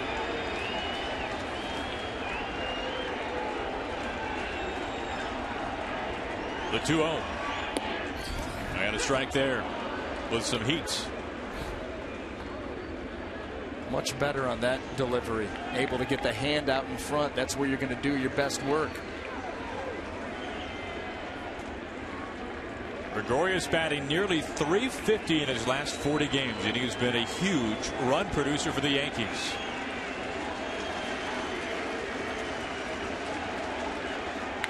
Line drive, and it's right to Forsythe. He played it perfectly. Right place, right time, and the Yankees will leave them loaded to end the 8th inning. Raised by a run.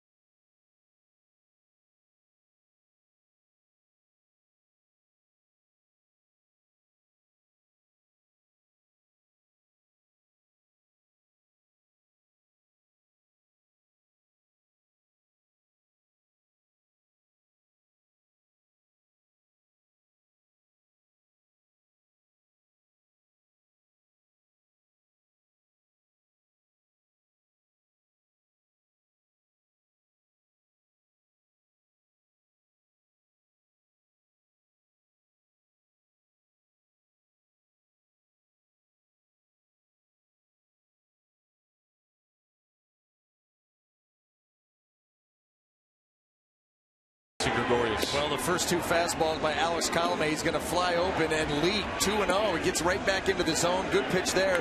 And then this one, how about that? That ball was lined. Didi Gregorius did not even get out of the batter's box. That's how hard he hit this ball, and realizes already it's been caught. You can understand this. That's really the only spot where Forsythe was going to catch that ball. It was hit so hard, a couple feet left or right, that ball gets into the outfield. Brian McCann stays in the game, takes over behind home plate for John Ryan Murphy. And James Pazos up on the mound for the Yankees. See his numbers from the minor leagues. 42 2/3 innings, 49 strikeouts. That opponent's average jumps out at you at just 192. The Yankees need a 0 put up here.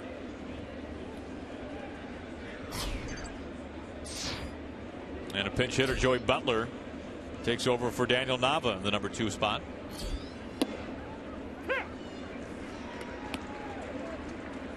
Now you have to figure for Didi Gregorius, you think back to the last game when he had a similar situation, Gregorius in Boston on Monday. The bases loaded, 9th inning, and he flew out to the wall in right field as Butler sends it to center with some carry. Ellsbury, who was not in the starting lineup today, tracks it down. Round number 1.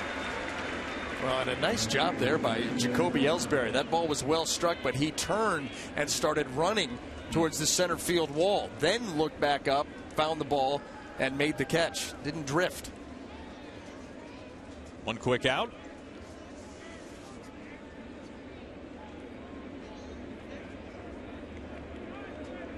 So here is Nava. Butler taking the spot of Jaso in the order.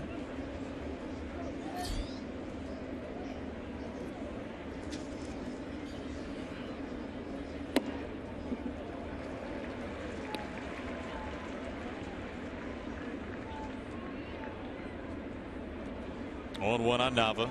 Walked and scored back in the third.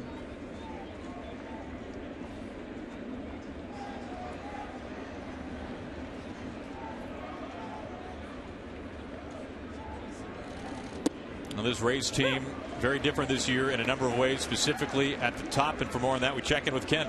Well, Aaron, we talked about the Yankees earlier, the job Brian Cashman has done. Well, remember, the Rays lost Andrew Friedman, their general manager, to the Dodgers, replaced by Matt Silverman. They lost Joe Madden, their manager, to the Cubs, replaced by Kevin Cash. They've had a ton of injuries, as you guys mentioned earlier, and yet Cash has done a pretty remarkable job. And talking to the players, you'll hear that. Evan Longoria mentioned to me yesterday that his ability to communicate has been outstanding. And in Longoria's view, it even goes so far as to pay off in performance. Now, a lot of statistical people would not buy that, but what Longoria is saying is that their younger players are so confident and so comfortable with the environment here that they're playing better. And keep in mind as well, the Rays have needed a steady hand. They've used 51 players, one shy of the club record, and that includes a club record 18 rookies.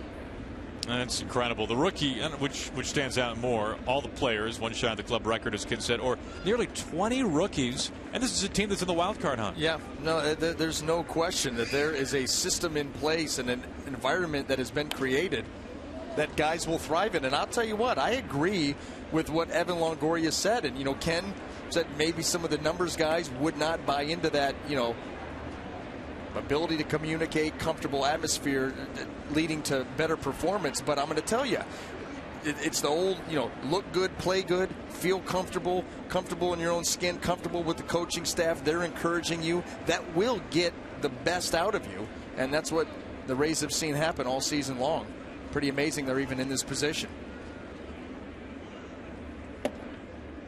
You're talking about all the players used. Nava began the season in the division, but with the Red Sox, now with Tampa Bay. And looks at a 1-2 count.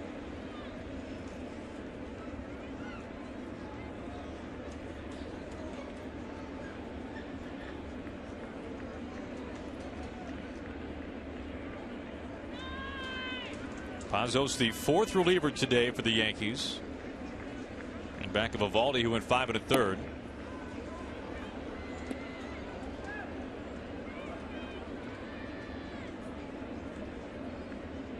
The life story of Daniel Nava is rivaled by few. Could barely make his high school team, junior college, then made his way through independent ball, and then was a household name for about 15 minutes when he hit the first pitch that he ever saw in the big leagues for a grand slam at Fenway Park off of Joe Blanton years ago.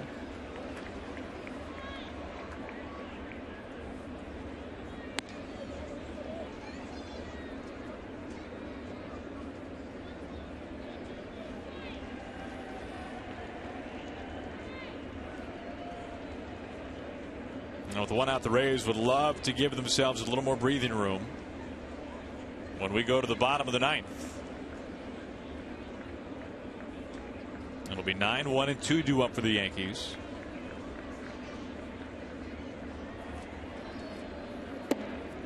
Gets him looking, rings him up with a fastball, 2 outs. Wow, low flying.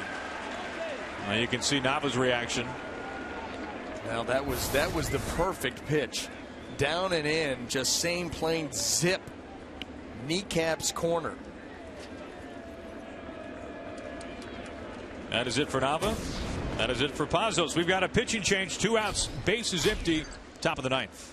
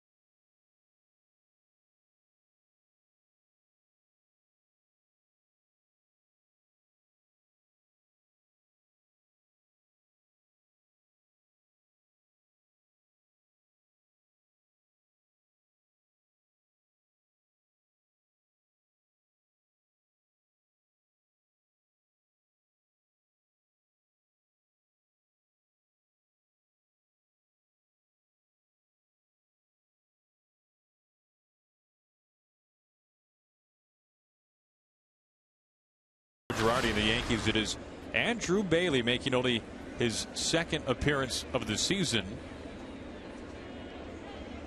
and a second ever with the Yankees. And Brian, this was a guy that was a two-time All-Star the first 2 years of his career, American League Rookie of the Year, the closer for the Oakland A's, and then very complicated shoulder surgery. That's been the most recent injury for Bailey. Yep, and shoulder surgery is not easy. Not easy to come back from, and you're right, very complicated. But here he is.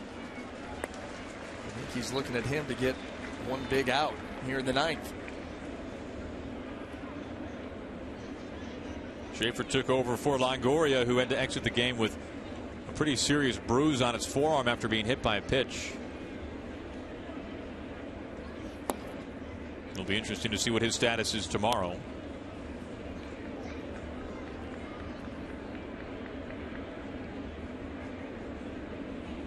Now for Bailey, you think about his brief time in Oakland, then traded over to Boston in the division here in the American League East.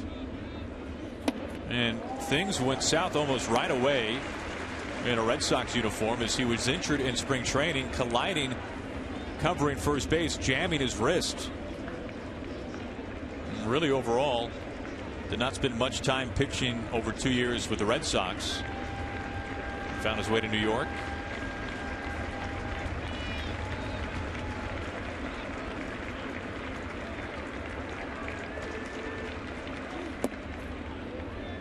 But unfortunately, until Bailey can prove that he can stay healthy and pitch effectively like he did when he first burst onto the scene in 2009, for Bailey it has turned out to be a story of what could have been based on what we saw his first couple of years.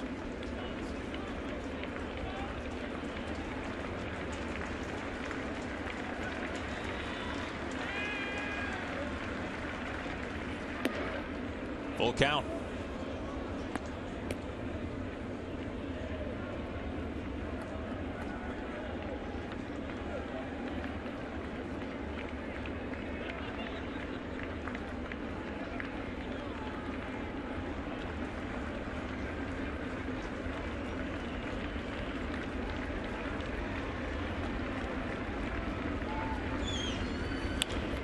Line drive, but pulled foul.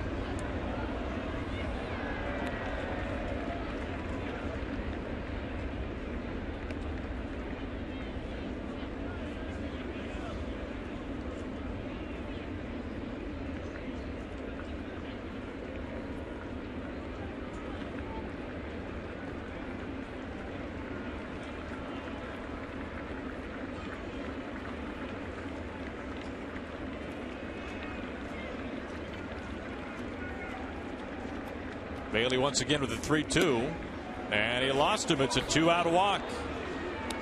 Bailey walks the first man that he sees. That was a lot of off speed in that sequence there by Bailey, and he ends up yanking a slider off the plate.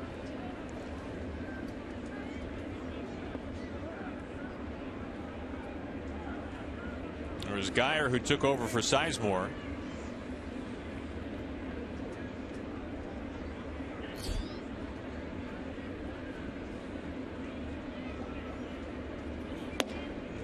I mentioned earlier for the Rays, amazing that they are even in the discussion for the wild card given the injuries, given all the rookies, nearly 20 they've had to use.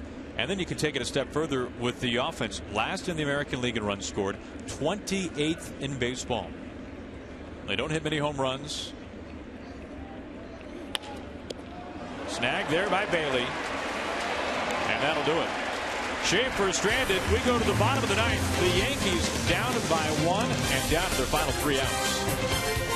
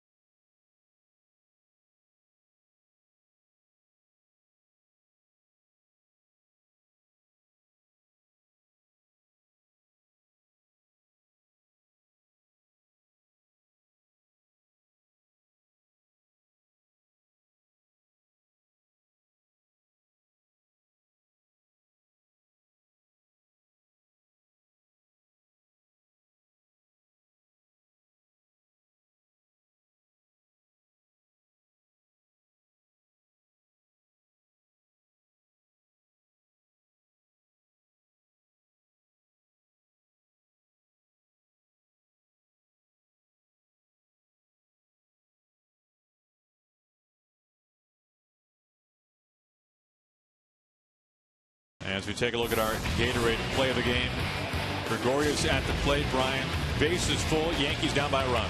Well, a 2-1 count, a fastball, full extension, a line out. Didi Gregorius can barely get out of the batter's box by the time that ball got to Forsythe. And a frustrated Yankees bench, but with one more shot here.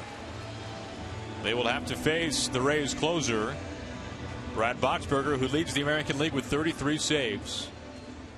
As he is on to work the ninth, he'll face batters 9, 1, and 2. And Matuk, the new right fielder. Brad Boxberger, 33 out of 38. ERA 3.40. Big strikeout numbers. Fastball changeup is what gets it done for Boxberger.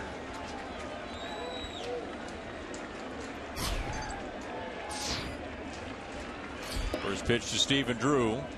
Missing for ball 1. And Brian, Boxberger might lead the American League in saves, but that does not mean that there have not been some close moments for Boxberger. No, including his last time out. That was against the Baltimore Orioles. Gave up a 2-run home run to Jonathan Scope in the bottom of the ninth to tie that game. Baltimore would go on to win it on a home run by Chris Davis. So there have been some moments, but when he's able to command the fastball, he'll get it 93, 94, 95, and that changeup down around 80. He gives you a big differential in velocity.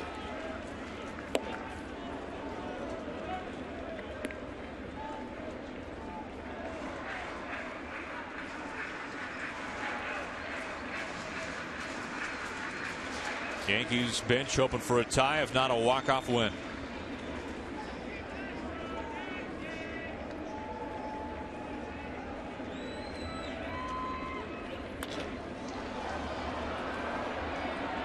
Kiermaier against the sun, and he wins for out number 1.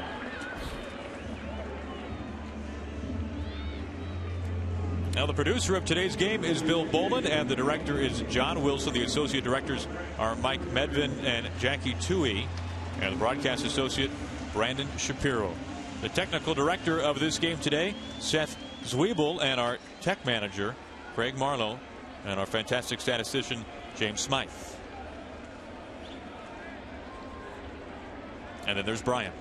1 out, and here is Brett Gardner.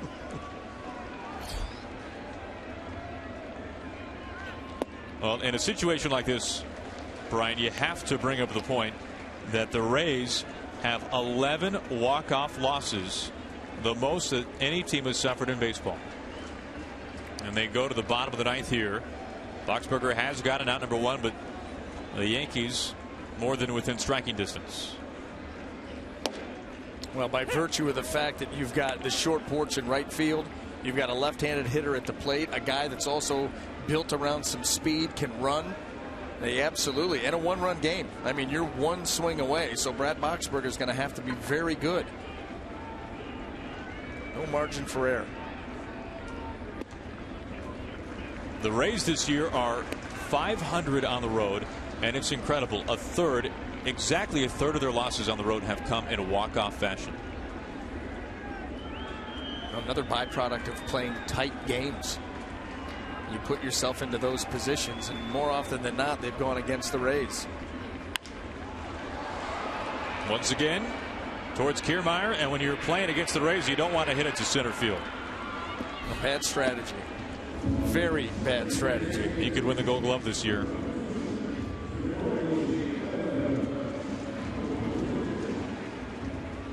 Yankees down to their final out. And it is Jacoby Ellsbury who began this game on the bench. Had to be pulled from last night's game with flu-like symptoms, which was much better than what many thought it might have been initially, which was possibly a hip injury.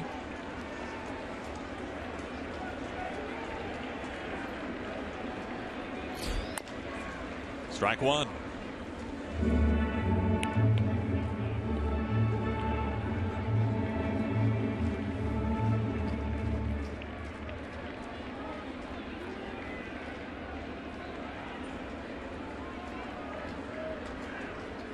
Boxberger looking for save number 34.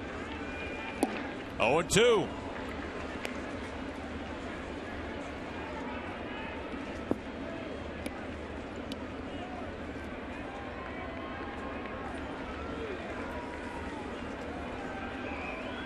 Boxberger a strike away. Here's 0-2. Center field once again towards the gap. There is Geyer to put it away, and the Rays win it by a run. Boxberger the save, and Tampa Bay has even up the series. Thanks for joining us. Our final score, Rays 3, Yankees 2. Now let's send it back to Kevin Burkhardt in the studio.